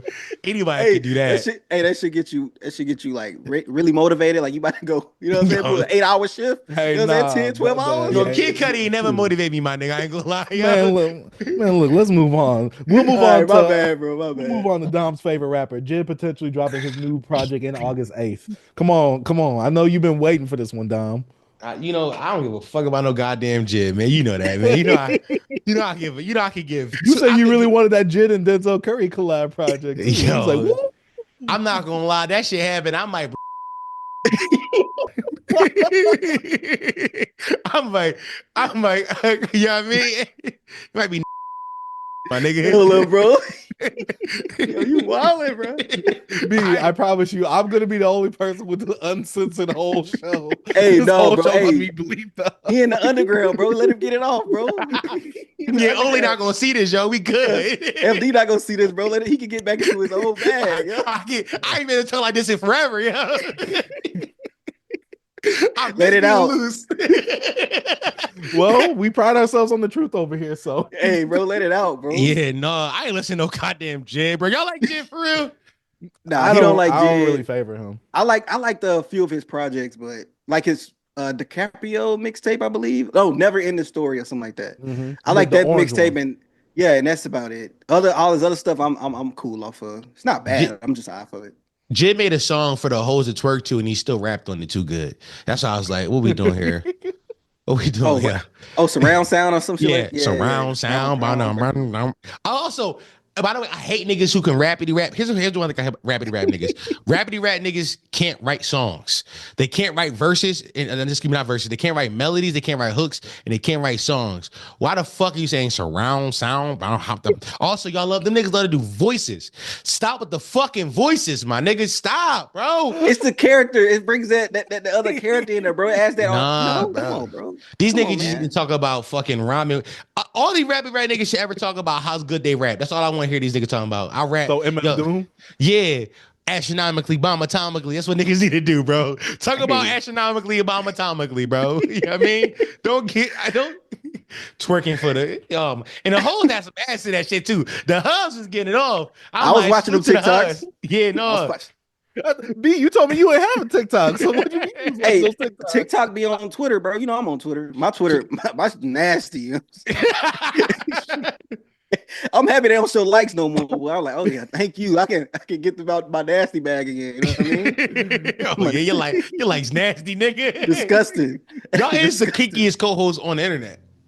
You say what? Y'all two the kinkiest co-hosts on the internet. Oh yeah, bro. Hey, I hold that title. My girl, know. My wife be like, hey yo, what's it on your Twitter? I'm a reformed man on this channel right here. On my other channel, it's over. It's Y'all GG's niggas- on my other channel. Y'all the kinkiest niggas on the net. I ain't gonna lie, bro. I don't know how I feel about getting called kinky by another man. I don't know how I feel about that. You kinky, bro. Cool, bro. It's fine, bro. You gotta embrace it, bro. What Bane man. said? I was born in the Darkness. darkness. You know what I mean? Nigga said I was born in the goon. Don't be Big born in the facts. goon, my nigga. You gotta relax. All right, next piece of Oh, news. bro. Wiz Khalifa, Kush, and OJ2 track list. Do we care? I mean, we talking about it a bit, but do we care about the track list? I'm interested in the track list because there's a lot of features on here, and I'm scared.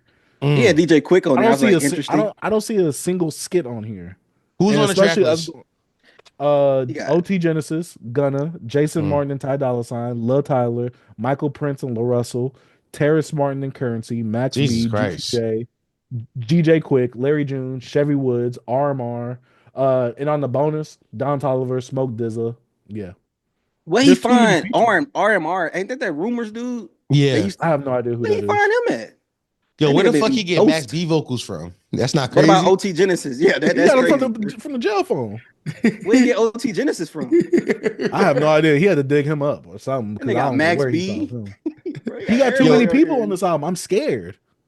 Why is he hanging out with Lil Tyler? That's the real question. Yo, why is he following Day Free, not Mr. Morale? Let's talk about it. Bro, that meme is hilarious.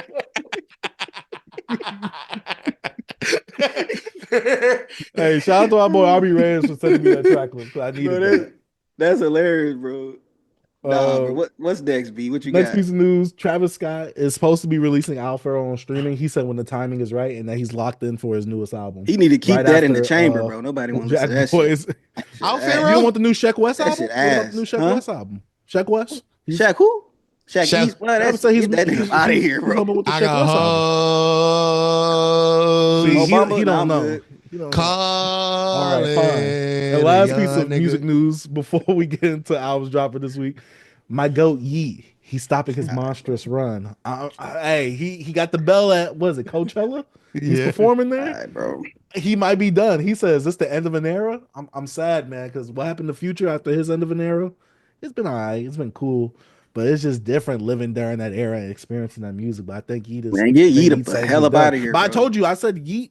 He has a finite time. He needs to make music during that time, and after that, yeah.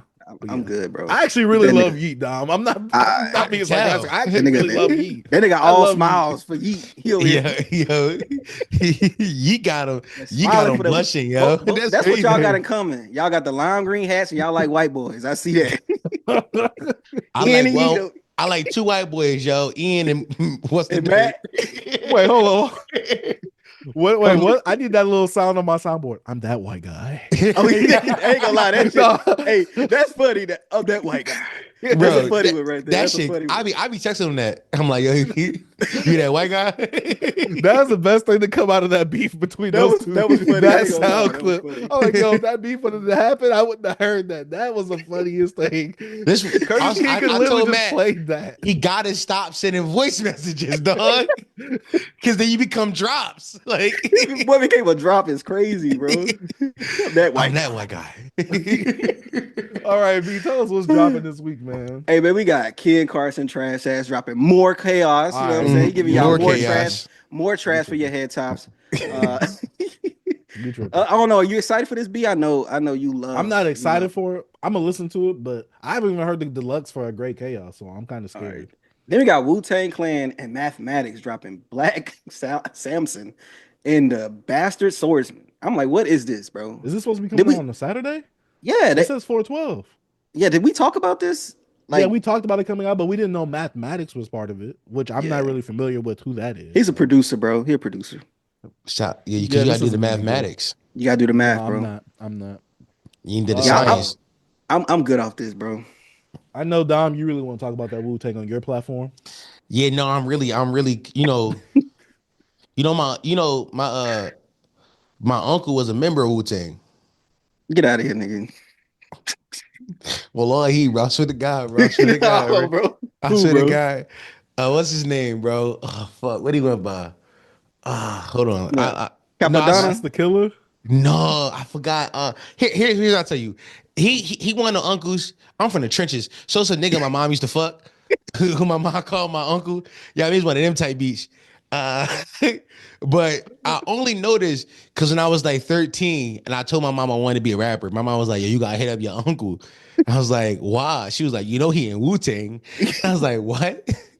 What? I was like, Mom, why was you fucking Wu-Tang members, first and foremost? Secondly, why was my mom working for niggas saying that? Why did a nigga saying, hey, yo, I'm a part of Wu-Tang, work on my dukes? Like, that's not crazy. Like, why did I work on my dukes, yo? Was he affiliate? Was he affiliate or something? Or what? He was in the studio with Redman one time on his Facebook. I'll tell you that. But I remember I hit him up. I was like, yo, I'm trying to record. And he was like, young boy, you gotta learn the 5 pillars of hip hop. And I did learn the 5 pillars of hip hop. I did. It was a good learning experience, yo. I joke about it now, but no, he told me that, bro. I am hip hop because of that. So shout out to that dude who smashed my mom. Hold on, I'm gonna go off camera real quick. I gotta let my wife in. Go ahead. But top news and current events real Spotify takes away body streams from many artists from the past few months. I know you was really devastated to see that Nav wasn't going to be starting. He was supposed to be top 10, but I was devastated because I was about to start buying. I was about to sell 20K. I was about to sell 20K. Boy, trying to hit the top 200. You know what I mean? I was trying to hit a Spotify playlist, my nigga. I was trying to hit one. All right. Next piece of news: Dreamville Fest isn't really going anywhere. It's just going to be continued under a new name, and J. Cole will be a bit involved. Do any of us care about Dreamville Fest? Why did we think it was going away? Like, rappers love doing a fake retirement tour. I don't think J. Cole's going away after the album, by the way. Rappers love doing this. We got to realize who is Jay-Z, who is Cole's GOAT? It's Nas and Hove. Like, Hove them fake retired 4 times. He's not going nowhere. All rappers do is reheat nachos. That's all they do is reheat nachos, yo. They just reheat nachos. Hey, bro, shout out to Dream Fest. You know, family was up there. You know what I'm saying? So I got a shout out. Who your family? know what I'm saying? I gotta. He's serious, dog. I want you to know that he's serious. He doesn't like to say the full name But on camera, but he's serious. Like, well, what's their artist name? Like, what? No, that's what I'm saying. He don't like to say their full artist name. Why? He wants to get it out the mud, which I respect. I don't want He people to don't think want I'm a an clout industry chase off of plant. that. Yeah, nigga, I'll be honest with you. Nobody thinks that. Nobody. Bro, come on, bro. Let me keep my bit, bro. Nah, nobody thinks this. Nobody. I know nobody thinking yet, bro. But like, hey, when would I come up, dog? You know what I'm saying? I'm like, yo, you know what I'm saying? I got It's somebody like the in the baby. industry. It's like the baby King to Kendrick pipeline. It's Come like on, that, bro. Yeah, but you can't be 31 still trying to get out the mud. That's for handout, my nigga. Like, we doing? Hey, that's what my dad said. He say, hey, shoot her a text. She is. Shoot her a text, yo. Shoot Ari Lennox a text, yo. What we doing, yo? No, it's not her. It's not her. I'll just say that right there. But Look, bro. we got to be a little respectful on this one. Little Brother announces their last tour. I'm actually kind of sad about this. Yeah, one. come on. Yeah, man. You think Drake gonna show up? Bro, he ain't gonna show up, bro. If they perform that one song that Drake has from Comeback Season on there, They got that one record. That'd be fire. Yeah, they do. That'd be fire. No, Drake need to tap in. He got that. You like Little Brother, Don? I like Fonte. Yeah. Fonte dope, bro. Okay. The other one, I'm like, I mean, I don't like his voice as much. Come on, bro. Come on. I'm about to say we're not about to be disrespectful to Big Pooh. And we just gonna stop right now, bro. We don't want Don to have a Look, we gotta stop him on this one. This is the one that's gonna break. We gonna have to stop him, bro. We can't let him go. We can't let him get his takes off. Look, let's move to the next take. Look, Drake becomes the first artist to surpass 500 million RAAA certified units across albums, features, and singles. We gotta talk about the numbers because when it comes to Kendrick, woo, we celebrate that. So we gotta celebrate when other people make good numbers too, right, Don? What that even mean though? Like, what does that mean? Like for anybody? It don't mean nothing, for us, bro. it doesn't mean nothing. But we included because we talked about Kendrick numbers. We gotta talk about Drake numbers too. Yeah, shout out to Drake, yo. Nokia. It's crazy, bro. Look, on the timeline, I don't be seeing numbers much. No talks, because Drake making some number moves right now. So they ain't talking about numbers. So, but I don't know. Unless they talk about Luther. Unless they start talking about Luther, that's the only song they talk about with numbers and that stadium tour. You know what's funny? Every time I talk about it on a stream, I say in the video, I'd be like, y'all like Nokia is charting this high with like minimum radio play, y'all. Like it's minimum. Like this is like a homegrown HGMO hit. This is the people deciding this. Niggas like, why you trying to act like Drake is the underdog? I'm like, y'all called him a pedophile for a year. Mm-hmm. At this point, he is an underdog. Y'all made him the underdog. Y'all made that happen. I didn't do that. Y'all did that. Y'all called the man a pedophile for a year straight, and then he got a hit song. And then on top of that, the radio is clearly not fucking with him. It's just the people fucking with him. Yeah. Have you heard it on the radio, B? Nah, you went out, bro. I don't hear you, bro. You might.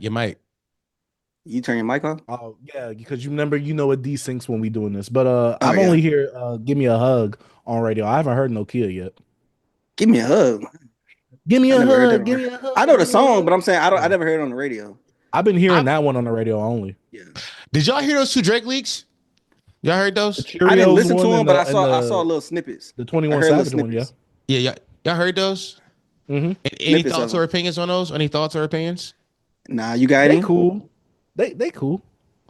I think I need Drake to now come out with the care package too, but with the new stuff now, because I want to hear some of these leaks fully fleshed out, because I'm just tired of leaks dropping and them not being on streaming services. Because Uzi had like 250 songs leak, and I'm just like, yeah. Why don't you put this stuff out? At least put it out in a compilation like project or something. Yeah. Mm-hmm. I don't know. Yeah, they cool. I think my idea is twofold. Number one, people were saying that that Drake is testing the waters. I hate when they say that about Drake. Drake like he don't test the waters. He just dropped. Like he just dropped, bro. He can't be simultaneously the numbers guy who only cares about streaming, and also the guy who is afraid to just put the songs out on streaming because he'll know they're gonna do well. He can't be simultaneously both guys. If he's just numbers guy, he would just put it out and be like, okay, he would do deluxes for every album, but whatever. Secondly, I didn't like them shits because Kendrick got one thing right in that beef. stop running to Atlanta, yo. I hate when that nigga run to Atlanta. I'm cool. I'm cool of Kendrick all does the Drake. same thing. Hold up, Kendrick does the same thing. So No, we're not about to hate. I hate. First of all, I hate when everybody runs to Atlanta, but Okay. but particularly Drake. I'm like, nigga, I don't stop. But that's why it makes sense when niggas be like, I don't like Drake, and I'm like, well, what Drake's songs have you heard? And it'd be like those records. I'm like, yeah, I wouldn't like Drake neither.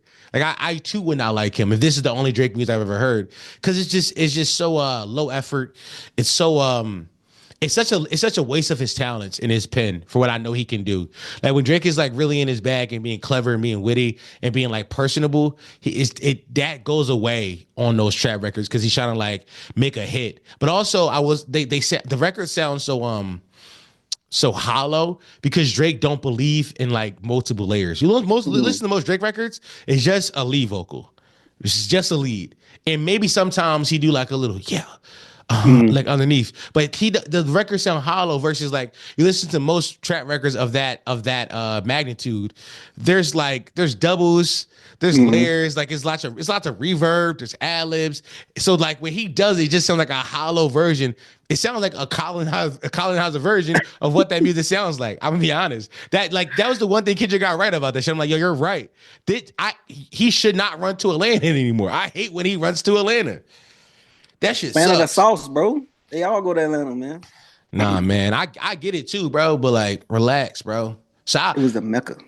when niggas are saying 2 Drake leads drop, I said, oh yeah, I got a new Vital to put on my phone. I didn't put that shit on my phone at all. I said, I don't want to listen to this shit, nigga. I don't need this. The fuck, I need more Little Baby type beats in my phone for it. I thought we was done with Little Baby, yeah. Oh, we done with the baby now for with sure. the sales, with the way he sold last album. Little People Baby. ain't- Yeah, That shit fell off the charts immediately after that, though. Yeah, but it still sold well. No, because he has a The big first week it audience. sold well. He has a big audience. Come on, man.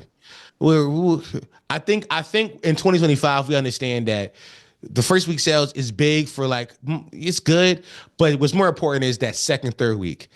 Because Drake was still selling 90,000 his second and third week. Like niggas saying the album came and went. I was like, no, it didn't. This album's still rocking. Sex Songs for You is still. That shit went quadruple platinum in my house, nigga. I played it like a week ago. I was like, hey, this is still some joints on here, bro. I like it. I like the album. I was editing videos today, listening to Crying Chanel. That's my shit.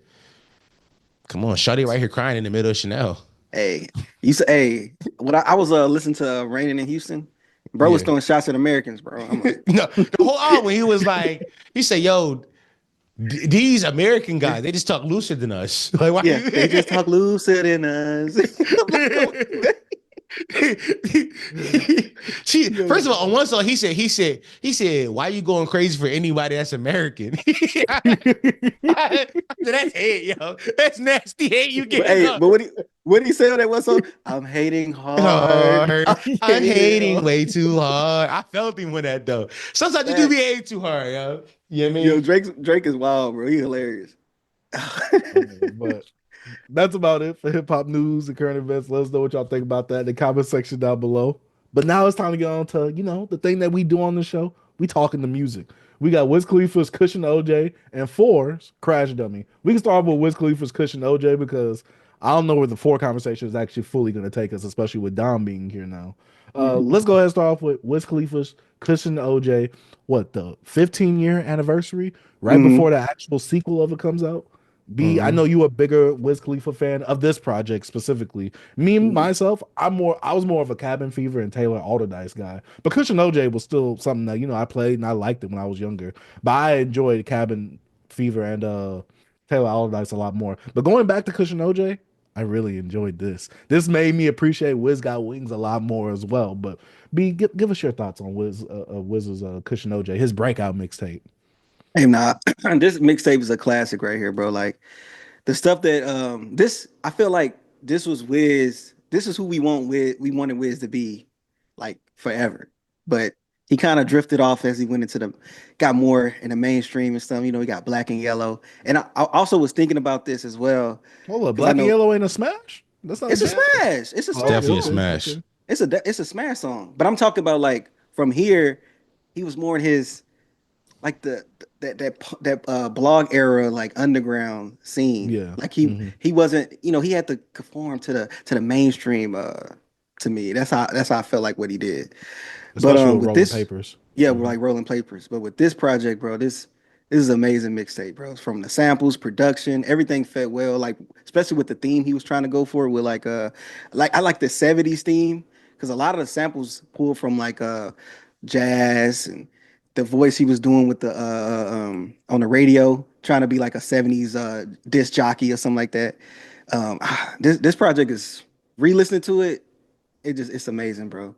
Hearing that sample from Chrono Trigger on Never Been, because I remember when that came out, and I was replaying that game at the time, and I was trying to figure out. I'm like, I heard this sound before, but I just didn't know it was to the Chrono Trigger game till I like did my research or whatever. And then like the another sample he did on Visions, the what's that?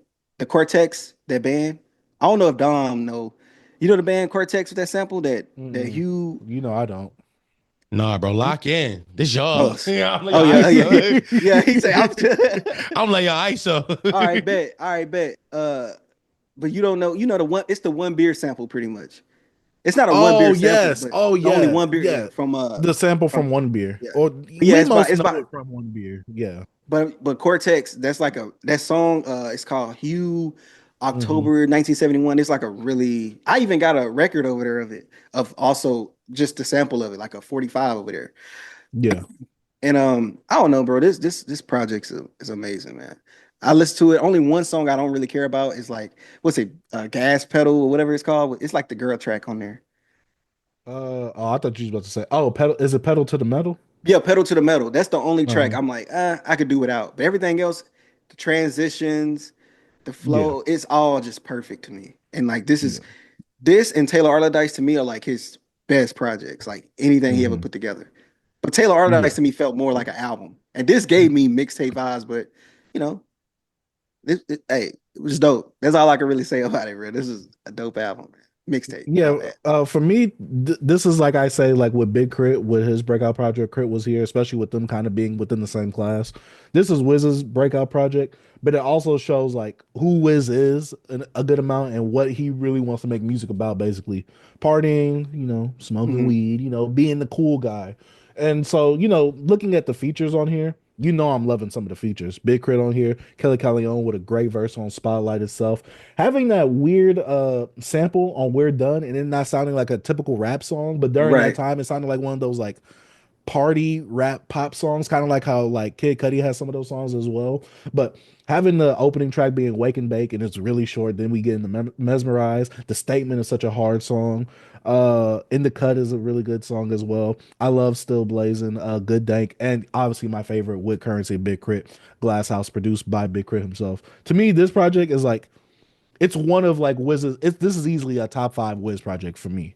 Top 5, this top 2, and it's not 2. Like it's one of those. Well, you think it's number 1 over Taylor Dice? Yeah, it's either or for them two. It can't be top 5. I'm saying what's gonna be better. I'm just saying, what would you put over those? No, I'm not saying no. I'm just saying comfortably off the top of my head. Oh, my bad. But top 5 just felt offensive to me when you. Nah. Because I can't just say like conversations. See, but that's the thing though. I haven't listened to every single thing of Wiz. I've listened to most of his stuff, but I haven't listened to every single, especially the new stuff. I definitely haven't jammed the new stuff, so I definitely can't say that. But like, but look, you listen. But I'm saying you don't have to listen to every Nas album to know Illmatic and It Was Written. Nah, I do because King's Disease 3 is better. So yeah. But that's besides the point. We talking about Wiz right here. But yeah, this project right here, especially with the sequel coming out in a few days at the time of us recording this video right here, I just know he's not going to recapture this feeling. And to me, this feeling was just so reminiscent of a time of like nostalgia for me back then during the PS3 era, back when I was in high school, middle school transitioning into high school. Like I said, this wasn't my favorite Wiz project back then, but looking back at it, I'm just like, dang, this is a Wiz Khalifa that I do miss. And I know he's trying to go back and do a certain things with the day in the life vlogs that he's now doing for Kush and OJ too. He's been doing the freestyles lately. He's trying to recapture that feeling. I'm just hoping he's not trying to lead in to Kush and OJ too with nostalgia, especially with how it looked like it's being like packed in with the track list. But overall, looking at this project, one of the greats of the blog era. But that's just what you do when you have like a series. He gonna have to leave into a nostalgia. You got to. Yeah. Anybody. But I guess my thing is I don't want the expectation to like really just hurt me in the end. You get what I'm saying? Yeah, I ain't got high expectations for this. I'm not trying to, but he's been hyping me up in a really good Uh, way. So I'm that's why I'm good. just like, People F. been boosting those freestyles as well, so I'm all right. I'll be honest with y'all. I'm People, not checking for no whiz in Big 25. I'm not You not checking gonna for listen to no. Vision OJ too? I'm not listening to no we Wiz Khalifa. It's not 2011. I'm not about to go get my Chucks and my high top socks. I'm not about to get my long cargo shorts. I'm not about to dye an orange patch in my head. I'm cool, yellow. bro. Yellow, my fault. I'm cool, yo. Hey, Yeah, a me. certain somebody on here used to have that too. Come Who you on. talking about? What you talking Come on, yo. Listen, I had hella pair of Chuck Taylors because of Wiz, dog. I'm like, yeah, come on, Dad. I need high tops. I need the red ones. Come on, Pop. I need that. And Dom, I I had, got a question. I got a question for you, bro. You from Philly yeah, and Wisdom from Pittsburgh. I know y'all. What's the distance between y'all? Like hours, like 5. it's it's totally different cultures, right? Because I was thinking Yeah, about musically Pittsburgh and musically Philly. It's we so don't different to me we don't connect at all. Like at all, bro. I've been here my whole life, bro. I'm from here. I don't know a single like when we talk like we don't even see those like we don't even see them like I know Philly we do this and I'm sure Pittsburgh do this as well, but Pittsburgh lean a bit more Republican, so maybe they don't. Yeah, But Philly sees itself as its own state. We don't see ourselves as a part of Pennsylvania. Pennsylvania. We were like, nah, bro, it's Philadelphia, Philly. That's where we from. Hmm. Now Pittsburgh might be different because they a little bit more Republican. So they're like, no, PA, we're a whole state. Not Philly is like a city. It's Hmm. like when you come here. It's city Right. vibes. You're gonna see homeless. You're gonna see some prostitutes. You're gonna see bodegas, as you would call them, but poppy Hmm. stores, what we call them. You know what I mean stores open at 2 a.m. You know what I mean 24-hour stores. You're gonna see that. Yeah, there's liquor Yeah. stores every corner. It's a city. I don't know what the culture in Pittsburgh is. Whenever I see like, I know Lou Ratchet from Pittsburgh. When I see like him record videos in the city, I'm like, that don't look nothing like Philly. That don't look Right. nothing like the city. Like we got row homes and shit, bro. Like I live in a row home. Like I don't know if they got that out there. Like, you know what I'm saying? Mm. So What's, Nah, what's that? I think it's different. Row homes like houses that are connected. it's Look more at like you. like a townhome, like townhomes, right? Oh, okay. Townhomes are usually a bit bigger, 3 They're big. stories. Okay. Yeah. Okay. Row homes are just like row Yeah. homes are built to pack sardines into like a very small space. That was the whole thing. It was like, yo, how do we fit as many people into like as small a space as possible? Facts. Mhm. My block, y'all. I know y'all big country driving niggas. Y'all cannot drive down no Philly blocks, No way. bro. The No block. way. When I tell you a block, like my block, like the street is about the size of this room width wise, maybe smaller. Like you gotta drive a truck down this joint. Like it be, but niggas do it, bro. You learn how to whip. That's why I say Philly drivers, like city drivers, are the best drivers because you learn how to whip through small streets, but also you get cocky, and there's no Yeah. rules. Yeah, I don't got a My license. my. I be driving women's cars with no license. My fault. I'm derailing again. Nah, you good, bro. I just wanted to ask a question just from like just that was a thought of mine when I listened to this album about like the artists I listen to from Philly and in Pittsburgh. It's like totally different. Like I being from Dallas and being in Houston, like it's 2 hours away, 2 to 3 hours away. But like Mm, we still have some type of like the culturally we kind of connect still in a way. You know what I mm. mean? And I was like, I don't feel no Pittsburgh, Philly, nothing like that. No, No connection. It's a gritty city, bro. It's a like and the difference is I'll say this: Philly's a gritty city where like Pittsburgh is like a steel town. So Right. like those like how we're describing the places is like how you could tell the difference: a city versus a town. Like we see ourselves as fast paced, go. Towns are not really like that. Towns are Right. laid back. Everybody knows each other names. You're saying streets that lead to nowhere. In Philly, you drive down the street that leads nowhere, you might get killed, bro. They're gonna switch you down. Oh man. This way. Well, Dom, I gotta ask, do you have any memories with this album? Do you like this album? Or mixtape? Do you I care don't for this mixtape? I don't think I have a single memory of this album. I'll be honest with you. I was never a big Wiz fan, bro. Because Wiz was 2000, what, 2011? What year was that? Oh This came nine, out in 10, 2010. this one came out in 2010. 2010. 2010, this is like, I'm peak OF at this point right now. Like, I'm peak OF. Like, I'm listening like Tron Cat and shit like that. I'm listening to Mhm. Tron Cat and fucking Dream Chasers 2, the mixtape, I think, Mhm. with middle of the summer on it. So I'm like, Mhm. I'm not. I was totally out the loop, and I was like listening to. I was listening to old Hove because I just found Hove at the time, so I was like going back and listening like the Black Album and shit like that, and like Reasonable Doubt. Mhm. I was like, Wiz, like he's cool. Like I knew the songs, but also no funny thing is I found Mac Miller around the time and I liked Mac. So when niggas tried to put me on Wiz, I was like, Wiz just seemed too goofy for me personally. Where Mac felt the same goofy, but white boy's supposed to be goofy. I wasn't accepting of black boy joy in my youth. That's what I'm getting. Listen to Tron Cat, you know, we understand. You know what I'm saying? Try and catch some gas, bro. Hey, I was OF'd out too. I used to have it all on my hats. I used to skateboard. I was the same way, bro. Come on, try cat, man. Bad. Now let me chill out. I was gonna say some lines. Relax, bro. I'm about to say some lines, bro. Yeah, I was thinking the same line too, but I'm not gonna say it. My bad, let me chill. This is about to be the most censored episode. I'm just saying, Don bring back the old me sometimes. You know what I mean? Like I'm back in the trenches. You know what I'm saying? I'm different now. I'm not like that. I'm not in the trenches no more. I'm a dad. But all right, that's about it for Wiz Khalifa's Kush and Orange Juice. Let us know what y'all think about this down in the comment section down below. But now it's time to move on to the next and last album that we have for today's review music section.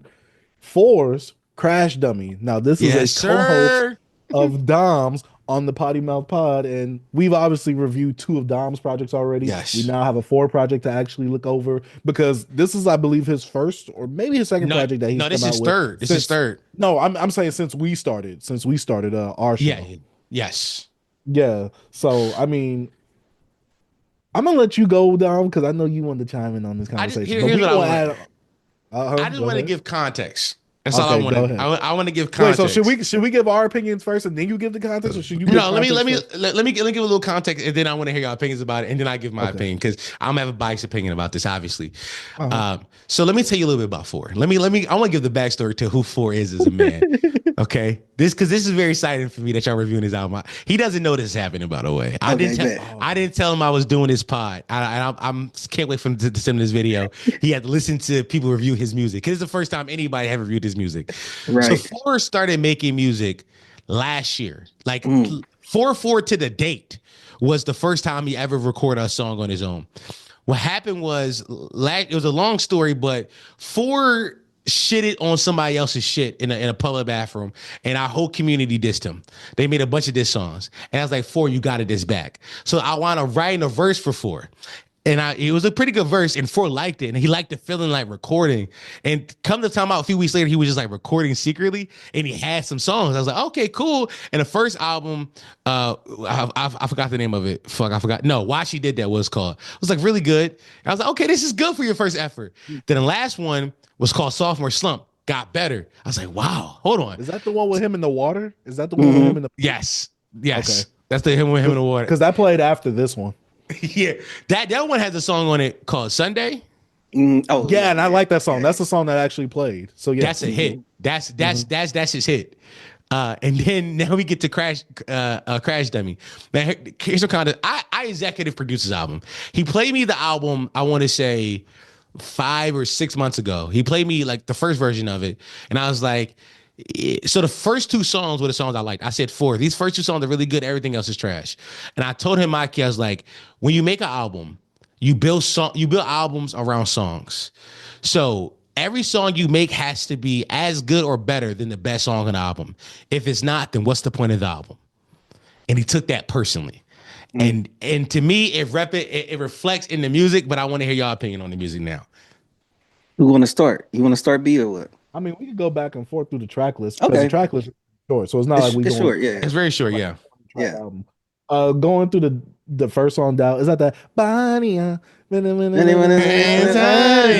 one thing I love about 4 on this project right here, the melodies and his hooks. To me, his hooks was very infectious, and his hooks really grabbed me because I knew something was the hook whenever I heard it. And so, hearing this right here, I'm like, okay, the verses, and this is my critique over the whole album. The verses sometimes will get me like, not like it was bad, but I'm like, sometimes it will come off not super off kilter, but it will be a little bit off. Like he was like, I was eating cereal, eating the Childish Gambino, doing that thing. I'm just like, I'm not really getting down with this verse like that. It's not bad. It's reminiscent of a young time. I'm like, is this an older song that you putting on here? I'm like, what are we doing right here?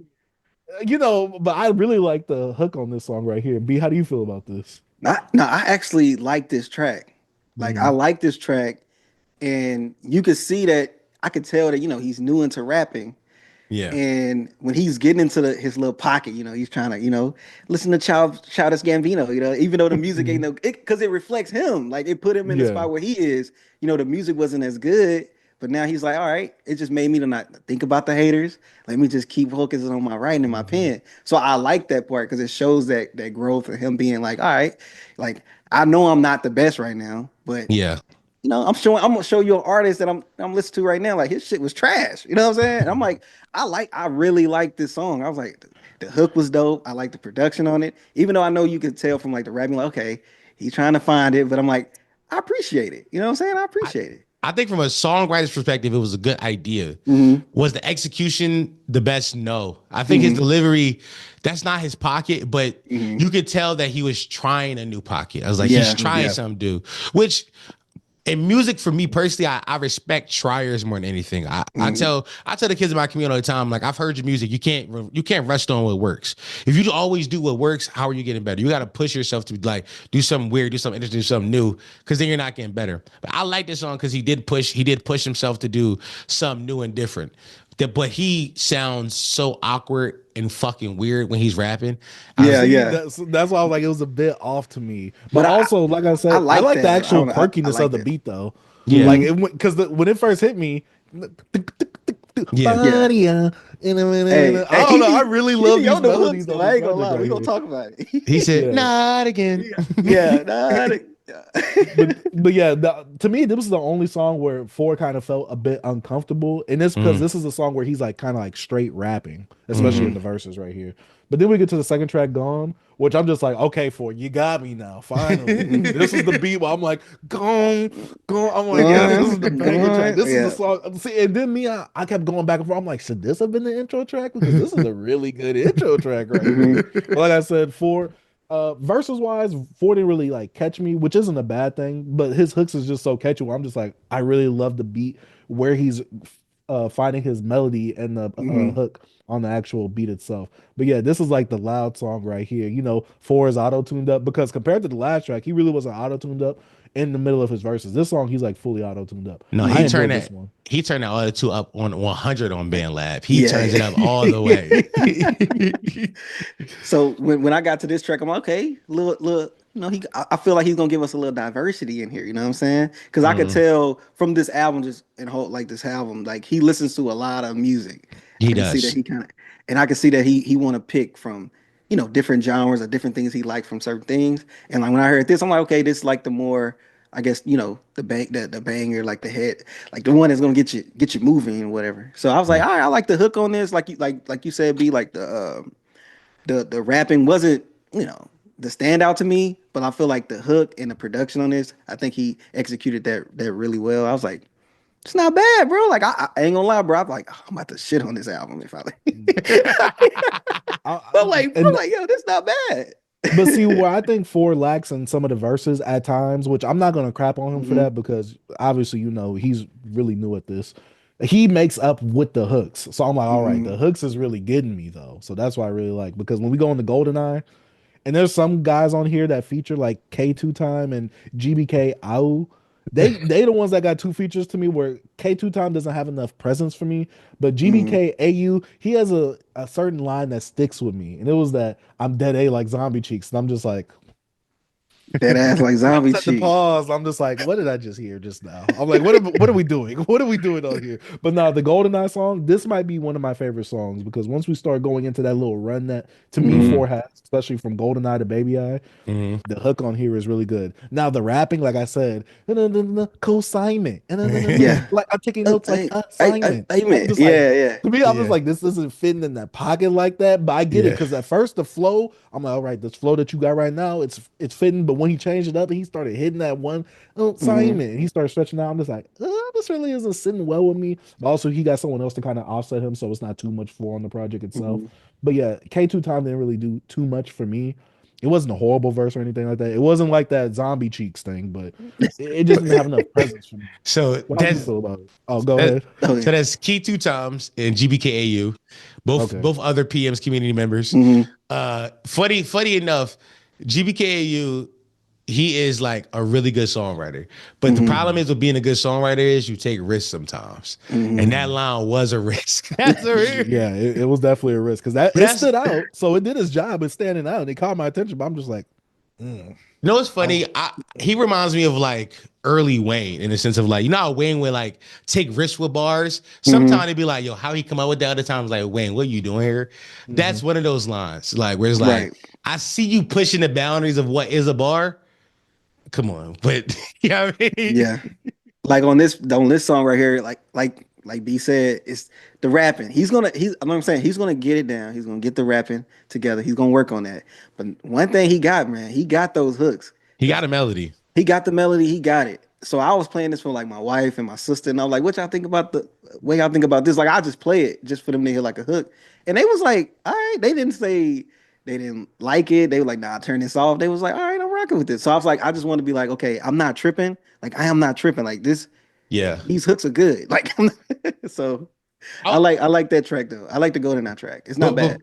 Before we go further, like, how do y'all feel about that being like the goal for a song, for it just to be passable, for it just to be something you can fit into a playlist at a kickback? Is that? I how think you that's feel about good. that? I think that's good though. I think like in it. this I have no day- problem with it. I think this day and age is definitely good because it needs to stand out now. Like to Yeah. me, the verses isn't what really matters, especially with the song being so short nowadays. But the hook is what needs to stand out because that's the part that's going to be super catchy for everybody. You want that earworm? I ain't gonna lie, but we ain't got to the song yet. But baby, like that. Mhm. That stuff be. It'll just be in your. I'm like, all right, bro. This like Yeah. a little earworm right here. I'm like, 4 might be on to something, bro. Yeah. But yeah, Oh, then we got bro. the next track, Understand. And I'm not gonna lie, on my first listen to this, I'm like, I do not like this song. This went totally left. I'm like, no. But after more listens, I kind of got like more accustomed to it. And I guess it's because coming off of GoldenEye and I really liking that song, and I'm off a high on that song. Then we get to Understand. I'm like, the production is very different. I don't really know how to really describe it besides like the best way I could say is like some maybe like some XXX Tentacion, some He was getting his little SoundCloud, peep like, bag, you know, bro. I'm about to say that alternative rock like rap. And at first I didn't really like it, but I do like the melody. I mean, overall I like it now. But I do like the melodies that 4 has on here. And to me, this is like one of those tracks where it's like it's more about the vibe and the feeling rather than what 4 is saying because 4 has like his melodies on here, he's not really saying much. But it's the vibe and the feeling that the song actually gives you itself. But overall, I like it now, especially when we go into the next song, Baby I, which I'm just like, all right, you got me. Yeah, How but you now I feel? understand. You know, like he got into his little emo bag, like Lil Peep and all that. That's another thing. I'm like, hey, bro, he giving us different sounds. I like 4 Yeah. taking risks. He doing his thing. I was like, I actually liked it. I'm like, first I'm thinking, man, what is this boy? What he getting into right now? But like I heard it again, I'm like, all right, it's not bad. I like how he was going. You know, me again. You know, I'm like, all right, cool. I'm not tripping off this. And it was short and sweet. He didn't try to drown y'all with it, like Yeah. drag it out or nothing like that. He's like, he knew. He's like, yeah, this something I ain't trying to give him 2 to 3 minutes of this. Yeah. Give us a minute, 39 seconds. Got us out of there. It Get felt in like a and little out. interlude. It felt like an interlude to me. Yeah. It felt like a break point in the middle. I don't know if he tried to do that intentionally. I But don't know. It kind of gave me that like, okay, transition. I'm finna get more emotional on you. I do appreciate like a song not like knowing when it's time to go and not Yeah. overstaying his welcome. Cause sometimes I get that in like contemporary hip hop where it's like, well, some people have an issue with like hip hop today being like a minute and a half, but also I've like decided that I'm okay with it if it makes sense for the art. Like, cause some songs shouldn't be longer than a minute and a half, 2 minutes. Cause the moment you go over that, it's like, damn, I wish this would have ended. Cause this second verse, it's not giving you what I wanted to give. Sometimes all you got is one verse. Cut the beat off. Hook, verse, hook, cut the beat off. Or send me out with like a little post chorus and bridge. And I think 4 did a good job of that on his album. Of knowing when to let it go. Right. Yeah. And Baby I. Is this the 4th track? The 4th track was the one with the car crash at the end, right? Or was that the 5th track? That was Understand when he did Osh. And then he Yeah. crashed. Yeah, that yeah. Yeah. All right, then we get into the fifth track, Baby I. I really feel like that was Baby I now. But yeah, we get into the fifth track, Baby I. That was Understand. Melodies again. I'm loving it for. 4 is giving me melodies that I really do love. To me, this whole project to me, like I said, 4 isn't really saying much, but it's more so the feeling and the actual vibe of the music itself. He's giving me, just like B was saying, that infectious earworm. He's giving me that melody and that hook that's like gonna stick with me. Like I said, this run from GoldenEye to Baby I, I'm like, all right, you got me for, especially with it always. I mean, not always, but it's sounding so different from each song because in that little 3-song run, each of them have like a different pocket and a different flow that 4 actually utilizes like his melodies on. But overall, for me, I like Baby I. I Baby didn't I even probably think the track list rhyme. The track list was rhyming. Baby I, Golden Eye. He was giving you bars in the track list. You ain't even do the knowledge. Hey, yo. we didn't. didn't I do the didn't. science on that You one, ain't bro. do the sign. Do the math, nigga. Do the mathematics. No, but Baby I, like, probably my favorite track on here, bro. That's the one that stuck out to me the first, like, after the first listen. I'm like, hey, yo. I probably had to, I think I ran that one back. I was like, hold on, I kind of like this right here. Then I was thinking, I'm like, bro, him and Dom, is this a little collab? Did Dom write some of this or something? I did not write a single word on his album. You ain't write Oh, nothing okay. on here. I did not It's To write me, a all the single styles, word. the styles is way too different to where I'm just like, I can imagine Dom writing any of this. Oh, I Not saying could. that you I I just think don't. he could. I think he could, bro. Let me say this: I can't imagine you making these songs. How about that? That's a better way for me to put this. Yeah, I don't. Based off of what we've heard so far. Yeah, I like to. I like to rap. Yeah. And Forrest different than me. Forrest likes to, Or he's likes to vibe expressive. out. Yeah, he's expressive with melodies. But also, I realized Ford just start listening to lyrics. I know that's funny to say, but he just start listening to lyrics on songs. Like I would listen to a song, like, did you hear what he say? He was like, nah. Like, what you mean? He was like, I wasn't listening. I was listening. I was vibing out. I'm like, well, you're missing half the song, but that's where he and I differ. So, like, I hear y'all say like the verses are lacking. He don't listen to the verses. He not thinking about these verses. These verses don't matter to him. Catch a vibe. That's what I caught on this, and I'm like, I could, like, you saying that is perfect example of, like, I'm thinking of the hooks, the beats. I'm like, he studied like sounds of vibes of just like feeling like I guess atmospheric. You know what I mean? Yeah. Just Yeah, I feel like he studied that. That's what Obi at times. it's like. That feel like it's like what he kind of like. That's what he really wanted to give out. Was like, you don't really got to care about what I'm saying, but it's like this sound and I'm making, bro. You know what I mean? It was just I You like will listen to this more and more is what it is. right, bro. And it's 16 freaking minutes, bro. I don't know how many times I listened to this thing, right? I don't know how many times. No, the first day, I'm not gonna lie. The first day I listened to this, I was like, this felt literally all over the place. I'm like, yeah, because I only liked 4 songs at first, which pun intended. that's still good. I only like Doubt, Gone, Out of 6. GoldenEye, and Too Late. But now, going back, listening to it multiple times, kind of seeing what else is coming up. I enjoyed more songs. I think the one song I like the least now is Too Late, but Pretty Lie was a jam, especially with the hook. Like I said, the verse, yeah. well, not 4's verse. 4's verse was cool. The GBK AU, I think that's how you say his name. That Zombie Cheeks line just stands out to me. I cannot forget that line from there.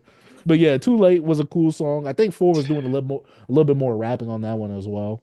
And how'd you feel about Too Late, B? No, it was cool. It was a straight song. Baby I to me was that high for me. So going to this, I'm like, all right, it's cool. I'm like, who hurt 4, bro? 4 going through a heartbreak or something, bro? Like He's a crash dummy. He is. He is. He is. He is.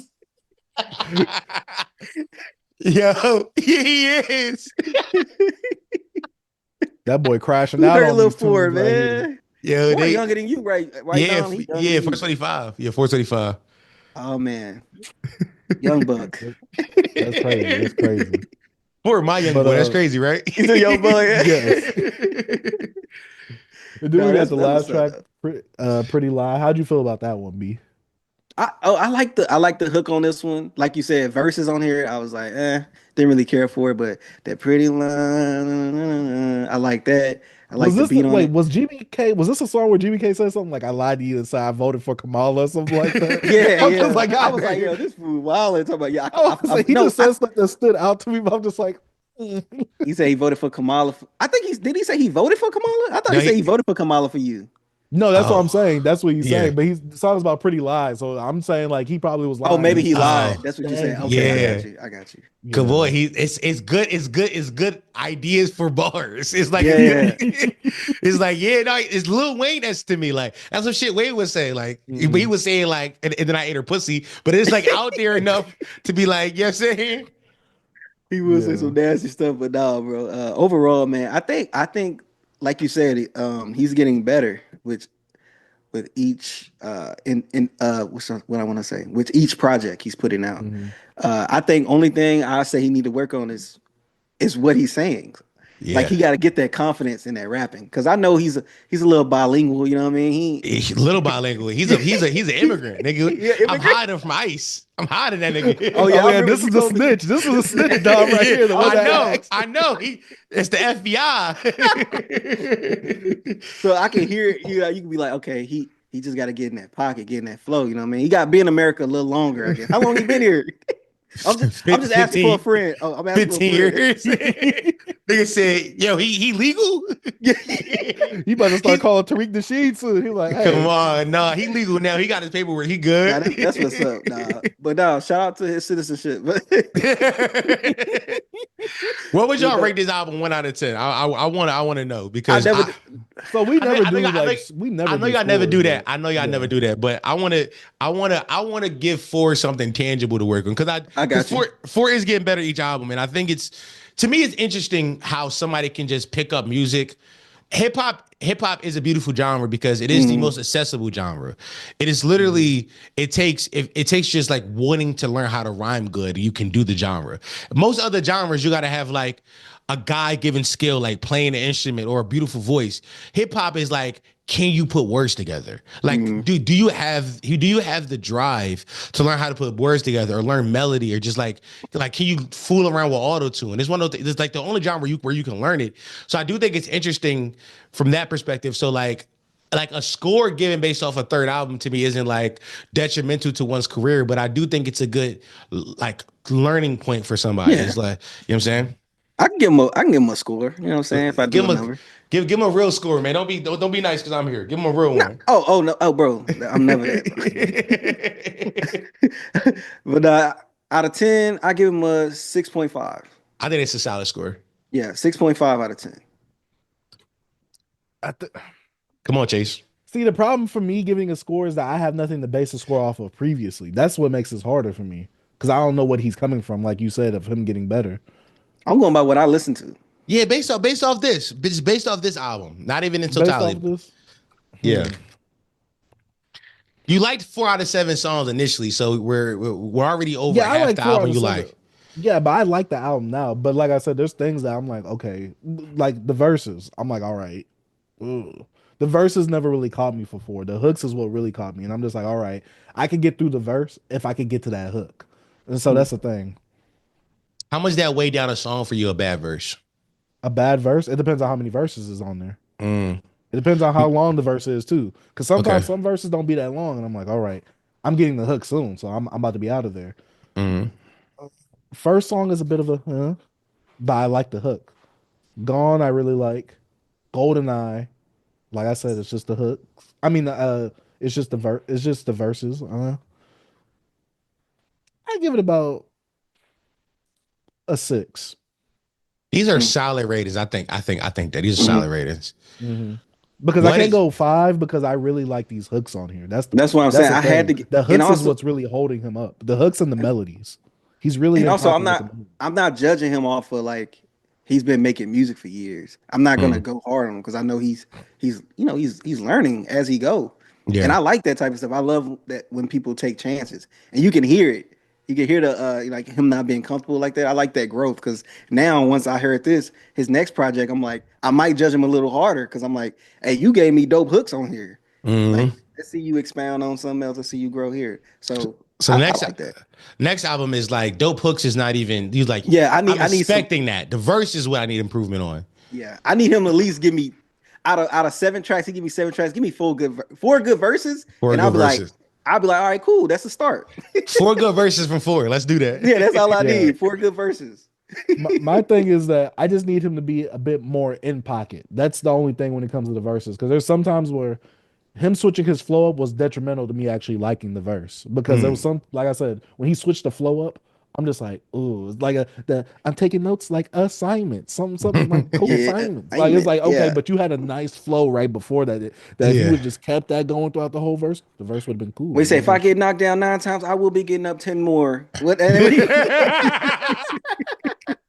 When you say punch out like Mike Tyson, Yeah.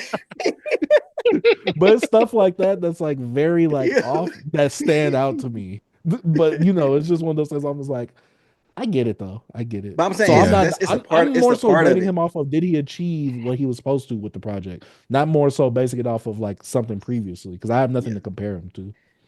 Yeah. So yeah, for me, it's a passing project where I'm just like, give me something different that I haven't heard. I'm like, all right, check this out. W review. Yeah. Thanks, bro. Hey, well, that's because we actually talk about the music. We talk about the music, bro. You know what I'm saying? I saw 4. I'm like, he putting out an album? I'm like, hold up. That's why I quote tweeted him was like, yo, hey, we might have to check this out. Listen, I knew about his album for a while. He played it for, and I was excited for this one because I think this is his best work so far. But he's getting better every time. And when y'all was going for y'all, I was like, "Whoa, this is perfect." Because y'all reviewed like my last two, so I was like, if y'all reviewed 4, I want to be here. If 4 don't know, I'm gonna be here yet. 4 don't know. Yeah, so that's what's up. That's what's up. It's gonna be fun. Be like, yeah, nigga, I was there. I reviewed your shit, fuck nigga. Yeah. Oh, bro. Yeah, shout out to 4 from Potty Mouth. If y'all haven't already, I'll leave his links down in the description down below as well. Shout him out, bro. Potty Mouth. But yeah, we only got like 1 to 2 topics left. I don't want to take up too much of your guys' time, but we can kind of like we can talk quickly about the Drake Nokia thing since that's not really that big of a topic. Yeah, it ain't nothing, bro. I couldn't really think of nothing to discuss, bro. Yeah, Dom kind of got off his takes. I was gonna try to do something to like piss him off, but I was like, nah. We said it earlier a little bit, right? I said it earlier. I mean, y'all got more there. Y'all can stitch it together if y'all got more. Splits up the clip. But I mean, Drake reference track. I don't care. I don't care if Drake has reference tracks. Is it really a reference track though? Is it really a reference though? Like it was the bones of a song. It was the producer who made the beat. All he did was the baby girl and the Who's Calling My Phone. Which if you was counting that as a reference track, I don't know what y'all. That is anybody with who ever heard a song before would have did that on that beat. I don't know. And I'm saying I didn't think people. I thought people knew about this already. I thought this was like people knew about this track. I remember people. I thought this was old. That's why I'm like, why is this resurfacing? Like because the song is working now. You got to realize the song. At first they said, Busby was trying to say the song wasn't going to work, that the women wasn't dancing to it, and that we would sell him out for white women. So at first it was that. That was the narrative, and then the song started working. So now it's nah. He didn't even write that one though. I'm like, it doesn't. We know he don't write everything. Does that matter to you? When it like these are old narratives. That's what I'm saying, bro. This ghostwriter angle, the shit I expected. nigga put a rabbit out the hat and y'all love a magician. You know what I'm saying? Like, come on, bro. Like, relax, bro. It's so crazy. Like, what's this dude? Screwface with the crazy thumbnail. Oh, that's your favorite YouTuber. I do not like that dude, bro. I hate that. He's over here. Oh, it happened again. I'm like, bro, come on, bro. Chill out. Like, nobody care about this. All y'all doing is riding on the Drake hate train. I just think it mattered, bro. He gassed up the Hard Part 6 more than I do. Yeah, he gassed it up. He was like, no, I don't know what y'all saying, but these is good raps. But then he realized that wasn't profitable for him no more. That's what I'm saying. Grifters. Grifters, bro. Hey, I had a dream about grifting. AB. I had a dream about grifting, bro. We just private all these things, bro, and then we just come out and just, man, Kendrick the GOAT. You know what I'm saying? Nah, that's crazy. Get us some little bread. That's insane. That's insane. It's gonna work. I wouldn't do that. Work. I can't do it, bro. We should just title the videos clickbait it, and then we just go off on our own takes. Every single video, why Kendrick is the greatest rapper. I told him I'm gonna start putting white people in our thumbnails. Maybe they'll click. Hey, you know they like white people talking about hip hop. They do. You know what I mean? That's something they love, bro. So, but speaking about white people in hip hop, are albums and album reviews dead?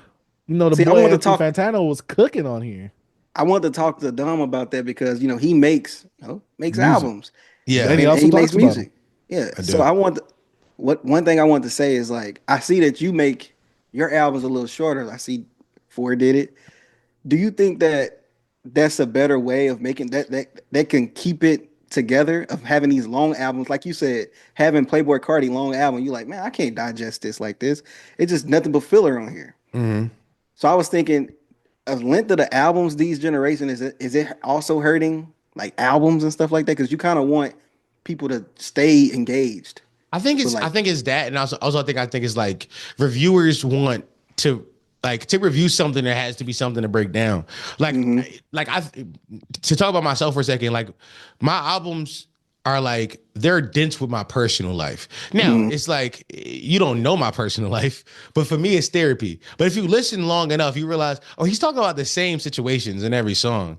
Like if you start piecing it together. So to me, it's like that's the fun of it, for people to go listen to these albums and like figure out who. Tell me, he said this name before. That connects. These situations seem similar. Who is these niggas that he don't like? Like I like that. Like, so it's dense with my personal life. But if the albums are just always fun, turn up, it's hard to review them. It's because what is there to say about an album that was made to be partied to? What is there to say? What is there to say about an album that was made to be played outside? And I think with the rise of, like, by the way, the kids are doing this weird thing where the music is inherently headphone music because you don't want to hear it outside, but also it's hard to review. It's like, well, where does this have a place inside the marketplace? There's no place for it. Like somebody like Osama's Son, right? Osama's Son music, that shit, you can't play it outside because you can't dance to it, you can't vibe to it. It's just loud, right? It's ear rape. Like mosh pit music though. I consider that like rage mosh pit music though. You could, but it's also like this weird, like it's like weirdly digital. Like, cause the rage from before was like the late 2010s, early 2000s. It was like more melodic almost, and those songs were like creating new melodies for everybody to copy in hip hop. These new songs aren't doing that. There's like no melodies in these beats. It's all just like noise. So I do think the length of the album does contribute to the depth of the review, but also, is that a bad thing? Our albums. Is the depth of the album review a bad thing from a creator's perspective, right? And also from like a music consumer's perspective. I know we just reviewed 2 albums here, but I do think it's worthwhile to talk about how what we do is critiquing somebody else's art while not being able to make it. This is why like ESPN is always more exciting when JJ Redick was on, because JJ Redick played the sport, right? Yeah. Joe Budden was the foremost authority in hip hop culture for like 7 years because he participated in the league at a high level. But when you have just guys like Anthony Fantano who are reviewing his music, you're just some white dude from New Hampshire. It's like, should your opinion be valued? And my answer is no. So the depth of the reviewer, to me, is a good thing. We should look to people who have done it at the highest level to review it. If not, then what is the point? Like, now, from a fan perspective, of somebody who like wants to consume the art, what y'all do, I made y'all put a number down on it today. But y'all don't do. They are just talking about the music. Here are my opinions on the music. What Fantano and a lot of these reviewers do, they give it scores. You're scoring the music for no other reason but to add some numeric value to an album, to a piece of art that you cannot make on your best day. It's to me, it's detrimental to the art form. And so I think a lot of artists are rejecting that that model of content, but also it's good for the stands. The stands like to promote it as like, look, my fave got scored this by Pitchfork. Right. Is it a bad thing is the question. Yeah, that's why one thing, like when we started the channel at first, I don't remember. I don't know if you remember this, B, but I was saying like I didn't want to say review on the titles because I just feel like I actually just want to talk about the album or like our experience with it. I never really wanted to like give this review because we review technically only 3 days. Usually I like to sit with an album for a longer span of time for I can actually just digest everything and I can actually talk about it. So that's why I like trying to keep up with what's all going on, all the albums is dropping. Like you listen to it for 2 days and then you got to come over around and talk about it. It's like, that's why reactions work, I think, because it's more instant. You know what y'all should do? And I feel like y'all been leading this a bit more. I heard y'all talk about it. Y'all should do album retrospectives. That's I think y'all should be all in, to be honest, because I know the review game is based on I know this album's hot right now, so we should review this. But there's always an anniversary for an album coming up, and you can do a retrospective, and that's different because the album has existed. You can give, and with a retrospective, you can give context for what that album meant to culture, what that album went to the artist's career, and then you can look at it in totality, how did these songs manifest in the rest of their career, which is you can tell a story from that basis, oh, I like this record because of this thing. And I think that leads to laziness a little bit. Yeah. For me personally, I just title them reviews because it's not like I could say, Wiz Khalifa's Kush and OJ conversation. No one's going to click on that. I think it's catchier to say, oh, so-and-so review. I have been doing the retrospectives for the 2005 Houston album. So I've seen that. Yeah. Yeah, I've been doing all that, and I've been trying to compile them all together. That way, whenever the anniversary hits, boom, that video comes out. Because, people are talking about it on the timeline. People might be searching it up on YouTube. Boom, the videos that I have for those, they drop on those same days. And, we did an anniversary review just a little while ago. So we are mixing the newer reviews with a lot of the anniversary reviews themselves.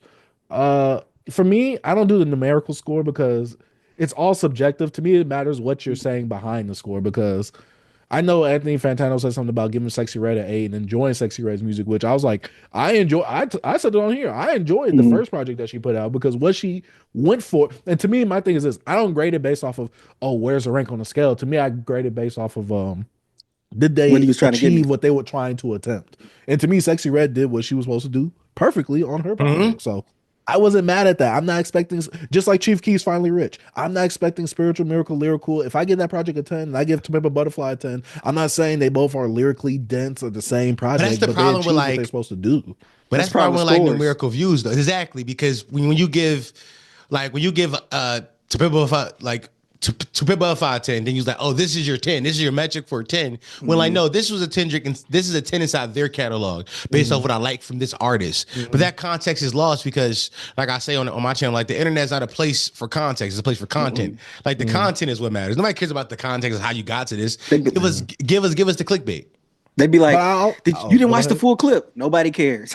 Nobody cares about your full clip, bro. But I've said it before on here before. I said, we don't grade the AP students on the same level as someone that's in the special ed class. You get what I'm saying? If the special ed person makes 100 on their test, versus the AP student makes an 80 on their test.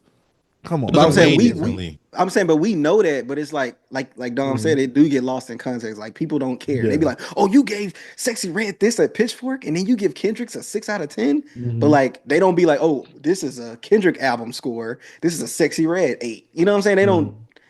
It's you see numbers, you like, okay, so you compare the numbers. That's why I say I grade it based off of what they're doing, not does this move the culture? Does this shift this? I grade it based off of what it does. Are they going for what they attempt, and are they doing it successfully? That's how I grade projects personally. I just think you got to be a big reviewer. Had it back in the past when reviewing albums was big on YouTube to kind of make it on YouTube. I feel like reactions are killing it right now. When it comes to music reviewing or they first, impressions of an album or a song or something like that. They that's what, to me, YouTube was killing the music review if we go into that sector. Because I was just thinking who else review albums besides Dead and Hip Hop, Anthony Fantano? It's your favorites, NFR. Your favorites. Oh, yeah. Fuck those white boys. Yeah, I don't. You said you wanted to base the reviews basically just like them. You want the same grading system and everything. I didn't want that. Hey, they the reason why I wanted to start the pod. I was like, bro, I am too. Remember, I kept saying, look, I said all these white people in the goddamn hip hop spaces, and there's no black faces. Only Sean C and Dead in hip hop. God dang it. I'm like, bro, let's talk about the music, bro. I'm sick of these white boys. They don't understand. They talking about, oh yeah, Travis Scott. You could tell from his Houston influence. I'm like, bro, y'all. Oh yeah, you talking about the zero thing? The zero thing? Yeah, the zero. That one video. I'm like, no. I'm like, we from that. They don't know nothing. I'm like, we from that, and y'all can't speak on the culture. You know what I'm saying? There's a difference between the genre and the culture, bro. I'm that white guy. We had that conversation so many times because with black people, bro, we so ingrained in the hip hop. It's hard. Sometimes it's hard to take them away, bro, because always overlap. It's crazy. But, so sometimes you see white people saying something, you're like, Hold up, bro. You don't know what You you're talking got this comment honky. You gotta be like, yo, Peckerwood. see, man. Hey, see, I changed. I told you I'm a father now. I can't do that no more. Can't do that no more, bro. But I would if I could. You gotta be like, shut up, honky. Oh yeah. Hey, once we or maybe we're gonna have AOB. Maybe when Dom on here, we get a little more eyes. We're gonna have a post Dom, you know what I'm saying? Yeah, not this. This can't be our post Dom episode. I was wilding, nigga.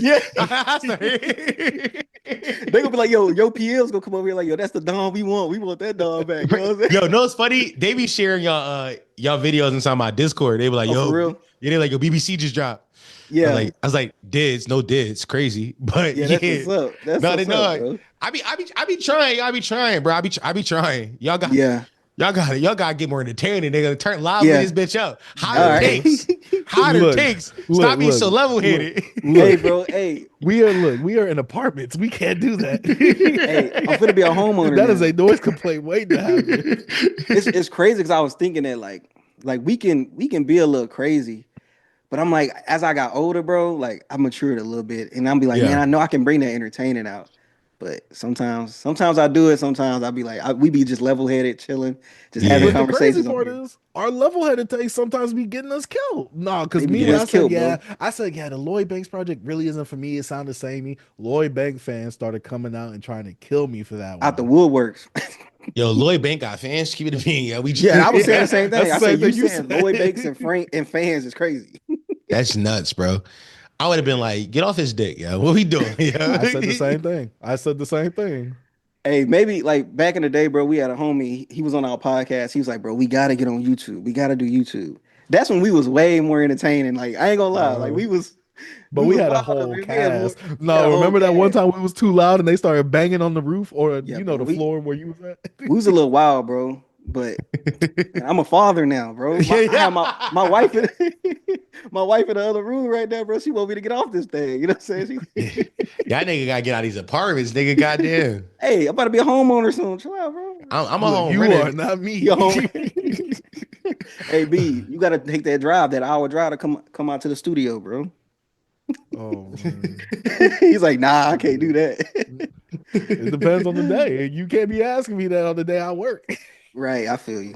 Also, it don't help that Chase, you goon too much. You really good at Mario Kart. Like, it don't help, bro. It don't help. They always try to come in. They come in my cousin, bro. They be like, hey, man, you with all the anime in the back. I'm like, bro, it don't help. But see, I get smart with them. I'm like, what anime do you see in the back? They be like, that right there behind you. I'm like, there's no anime in the back behind me. See, you can't out nerd the nigga that calling you a nerd.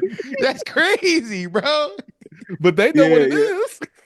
It's funny, bro. Y'all got a lot of factors working against y'all, man. Like, come on, bro. What we need to fix, bro? What you think? Be more entertaining. To be fair, just turn it up a bit more. Okay. I wouldn't say more hot takes, but I would say more out there ideas. Like today there was 4 topics y'all had. Y'all could have connected and made one mega topic to make a bigger point. And then it wouldn't be about one person. You could call it something. It could be a meta idea, which those, in my opinion, those work more on my channel too. But also because I got FT Signifier fans now too. So the FT Signifier fans be like, oh, this is an interesting idea. I was like, no, it's not. You're just a fucking pretentious asshole who likes words being said at you. But it's cool. I'm gonna give you what you want. Right. Also, y'all gotta. By the way, I'll say this: videos where I got a haircut look better. I do better. Whenever I got a haircut, videos do better. When I don't got a haircut, they be like, nah, this nigga ugly. I'm in the gym right now. I ain't gonna lie. I be going to the gym. I'm trying to get big arms. Cause I'm like, there is something to not respectability politics, but attractive, being attractive and how attractive you are, and that correlating the views. Olay is a very smart woman, but niggas, they be like, yo, you was on Olay. I love her boobs. I'm like, yo, that's my man. Y'all gotta relax. She's my friend now. But one thing about, I'm just really handsome already, so that's already cool. You know what I'm saying? And that's another episode. Most definitely. Beats culture right there. On, bro. He just wants to lie. you gonna lie? Huh? What you talking about? No, you a man for sure. You a man. Yeah, I'm a man. You bald? Yeah. Yeah, I can tell you high in that hairline, bro. See, you gotta let it live. You Hey, gotta bro, let it. look, it ain't shaved right now, bro. I'll pull it out. It ain't. Yo, hold on. They gonna have a ball. Hey, yo, I'll pull it out. I Hold can pull on. the body. I can pull the body out easy. Oh, that's no diss, bro. Niggas said I pull it out. I can pull the body out quick. You know what I mean? Don't back the body out on me. That's crazy. Don't back out on me, gang. Hey, bro. Hey. But no, bro. man. I'm gonna have top 5 Troy on soon. Oh, and I, okay. and I want to build a relationship with him. And I told you a few months ago I want to do like a big live stream of like the counter to United, the counter United. So top 5 Troy is a big step in that. Matt can't come anymore. I'm sorry, white boy Matt is no longer invited. Why not, bro? Because He's that white guy though. He's that Come white on. guy. That's why though, because he's that white guy. I think we need that. I told Matt, I said, man, I can't do no content with you. You my dog in real life, but I can't do no content with you right now, bro. I'm gonna big you up. I'm gonna shout you out because you my dog, but I can't stand next to you right now. You nuclear. As soon as he start making videos that are not about Drake or like the big three, I got him. As soon as you get out of that vortex, I'm like, yeah, we can lock back in. We can do content again. But until then, you my phone friend. You might call you on the phone. But yeah, so yeah, no, once he got his top 5 Troy joint go, I gotta recruit. I gotta do more recruiting on YouTube. Right, He's right about now, to be Nick Fury for the Avengers right now. I'm serious. Right now, the big get I want to get is Sean C. Which I'm like I'm a degree of separation from Sean C. And if we can get Sean C, that's like actually 1,000 views to the live stream that we're gonna get. So I'm trying to put this. This is like one of my goals on YouTube right now is to. That boy said he got some PP trying to get at. Oh, I got ops, bro. I got ops. Yeah. I got ops. I keep ops, bro. I ain't gonna lie. I'm a nigga that needs somebody to drive me. Some niggas are just like fueled by just like wanting to be great. I'm fueled by shitting on niggas. Right. I'm fueled by like just petty aggression. Drake is my goat, y'all. Y'all should like I'm fueled by petty aggression. I just want to shit on niggas. And when I get there, I'm not letting it go. I feel you, bro. Yeah, man. I might Thank need y'all that. for having me though. No problem. Come on, man. We have anybody. We have anybody. Hey, yo, come on, man. You got Let's respect the platform for a Come on, second. bro. Come on, bro. I had to we have anybody on. You know what I'm saying? Dom said I wasn't handsome. I had to throw little shots at him. You know what I'm saying? That wasn't a shot at me. Yo, this nigga suicide bombed his own platform. That's crazy. That was friendly fire on me. We have anybody on. I'm desperate. Niggas, I'm a cheap little bitch. I'm just messing around, man. Come on, bro. Come on, man. Nigga said $40. I get it. I busted open 40. Papa. Come on, man. Hey, we got to get a little eyes on the channel, man. You know what I'm saying? Oh, yeah. Listen, I'm hopeful. I'm hopeful I can bring 200 views, man. Hey, that's all you got. Hey, if I could bring 200, that's a good 200 though. It's a solid 200. Listen, if you throw my face on a thumbnail, you might get 1,000. You might get 1,000 out. Hey, B, we just gonna put Dom on each thumbnail. All it takes. Look, I'm gonna put him in the quotes. YN is the goat. Yeah, if you trick them and make it like a potty mouth thumbnail, with one of my faces on it, you might get 1,000 out. They're like, oh shit, Dom. You might trick them, yo. That's what's up. Hey, that's a good idea. We might have to do that, bro. You might trick these niggas, bro. Who knows?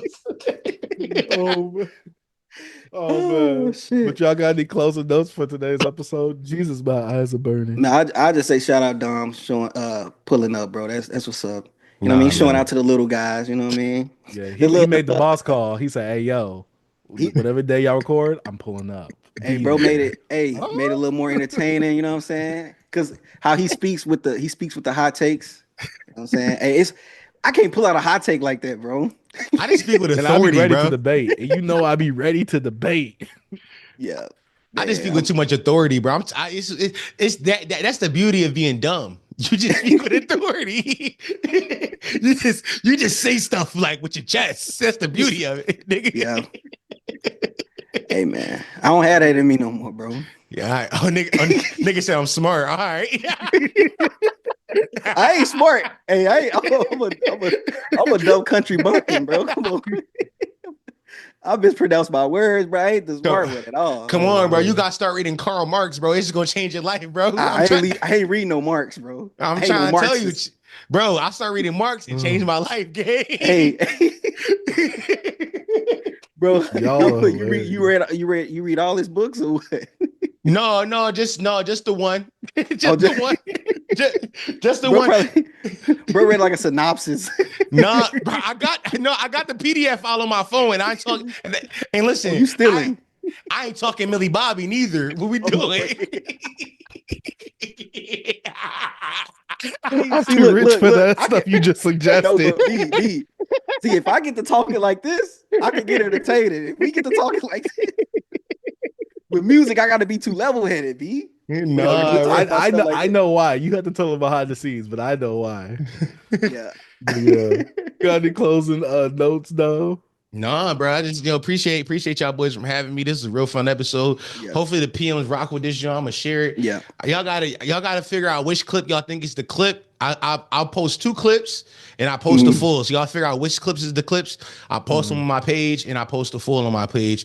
And we see you can run the chat. By the way, I got another Bring Around Jeopardy coming this Friday. So y'all coming at a good time. And I might be doing Olay again next week. This is a good time to have me. It's a good time to have me. Yeah, I mean, the stocks is going up and down. Now I'm saying invest in him now. The stocks is going up. Hey, bro, I already invested. I'm a Patreon member. Come on, bro. Did you really? Yeah, bro. He said, no, I need this. But I support, bro. I was like, anybody content I like to support them. Like I hop on the Patreon. No, that's bro, out of nowhere, I'm like, why am I in their Discord, bro? These niggas just going off. I'm like, because I don't be in there. I just saw them post. I'm like, why am I here? Yeah. But y'all like actually connected it or something? Yeah, I never joined the Discord. Yeah, we connected the Patreon to the Discord. We trying to. We've been trying to get more organized over there, bro. It's like, you know what I'm saying? Because we had a lot of episodes we took down. We had a Thanos snap that shit. So when we did that, we was like, we took down 500 episodes. Jesus. Bro, how long y'all been podding? We've been podding since me and 4 been podding together since 2021 or 2022. But also when we did our free pod, because it's 2 eras. It's free pod and then the proud to pay era. So before we went strictly behind the paywall, we used to do 2 pods a week. And then we went strictly behind our paywall and then went up to 5 pods a week. So we were like, we're doing a lot of podding, bro. Damn. How do you find that much to talk about? You don't. You turn into Kanye. That's what happened. You start. That's why you have to take him down. You start saying things you shouldn't say. Hey, we know a little bit about that too, bro. We know a little bit about that. Yeah, you turn into Yang. How my niggas love yo, we gotta. Do you at least have an archive of where you keep all that stuff? The old stuff? All of it's are unlisted on my old YouTube channel. I private it now. We're thinking about making like a $50 tier of like, if we're gonna call it this tier gonna get us canceled, and just do like a curated repost of them. But we're gonna go through, edit out all the bad words and like make it more palatable. But it's still gonna be as raunchy as it was. Just like, let's take out some of these words, man. Like, some of these words don't need to be said, yo. Yeah. God damn. All right, man. Any final thoughts from you? Subscribe. Subscribe. Like, y'all got Patreon? Nah, we ain't got a Patreon. Why not, bro? We want to build more of a community here first, right? Mm-hmm. I ain't gonna lie, bro. Start the Patreon, bro. If you start it and post content back there, the community will form because of the Patreon. But also behind the paywall, you can just do less music talks and more talks about your lives. Because that would be the exclusive content. Like YouTube, like that's front facing for the algorithm. Behind the paywall is how they get to know you. Yeah, that's true. Yeah, that's what I would do. Yeah, I ain't nobody though. Yeah, you ain't nobody. Right? I ain't nobody. This is a different venture for me because I don't know if you see my actual main channel. No, I saw it 100,000. I saw you placked up. I saw you placked He not up. placked up. You wasn't placked up? Nah. You had like what, 50 or 40,000? Oh, I thought you was placked up. No. All right, bitch ass nigga, cool. You ain't placked up. We the same thing, nigga. Nigga, we the same thing. I'm gonna be placked up one day, bro. Listen. I don't take advice from nobody who ain't placked up. I ain't gonna I feel you, bro. Hey, so we shouldn't be taking advice from Dom, bro. But all my advice is coming from niggas who placked up. This is a funnel of plaque. It's a plaque funnel. It's a plaque funnel, bro. It's a plaque funnel. You know what I mean? I'm just giving you the advice from my placked up niggas. Hold on, hey, bro. Before you go, bro, with top 5 Troy, what y'all gonna do, bro? We been watching Troy a little bit. I know y'all do. I don't know. Truthfully, I don't even know what to talk to him about. But I know his channel's big, and sometimes my videos get recommended next to his, so I think it'd be like a good content move. So I think I'm gonna just watch some of his videos, figure out what he's strongly hates, and have the opposing opinion.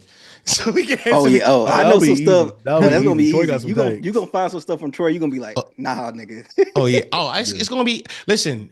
The live stream is not what I'm really gonna eat off of. It's the clips of when I clip that 3-hour live stream down. I'm gonna get 17. I'm gonna eat off Troy for 13 weeks. I'm gonna have one Troy clip for the next 13 weeks. I hope Troy sees this. Troy is subscribed. That's why. I told Troy, nigga, I DM'd Troy today. I told him. I said we can multicast if you want, but I don't know how I set it up. I had some topics, but you could bring some honestly. And then I said, but honestly, the clips is where I'll eat. I told him, I said, I'm gonna eat off these clips. It's content we talking about right now. Gang, it's content. Content world. I'm so content pilled, bro. I'm new to this, bro. I was a YouTube watcher, so I'm trying to understand the content stuff, bro. Like, I can't get with it, bro. I'm too laid back, bro. Nah, bro, you listen, it ain't for you, then nigga, fuck you. You ain't getting a plaque. God damn, I'm gonna get my plaque, bro. I be telling him, I eat, live, and breathe this right here. This is what I want right here. I be telling him that, Dom. I said, I be wanting this more than the air I breathe. This all I want, bro. If I don't got this, I ain't got nothing. I'm not trying to get a job. I've been a full-time creator. I've been surviving off around $3,000 a month for the last 3 years. I got nothing less. If this don't work, I'm going back to the block. Right. Yo, I'm a cop of brick. But but if you a street dude, you can't be part of hip hop. Apparently, right? That shit crazy. You gonna go without me? That time to go off. All right, y'all. All right, bro. Y'all. My wife giving me looks. Beyond Beats and Culture. Make sure y'all check the links in the description down below. My name is Chase the Dark Sage. Shout out Poddy Mouth, man. Bye, y'all. All right, bro. Man, shout out to Beyond Beats and Culture.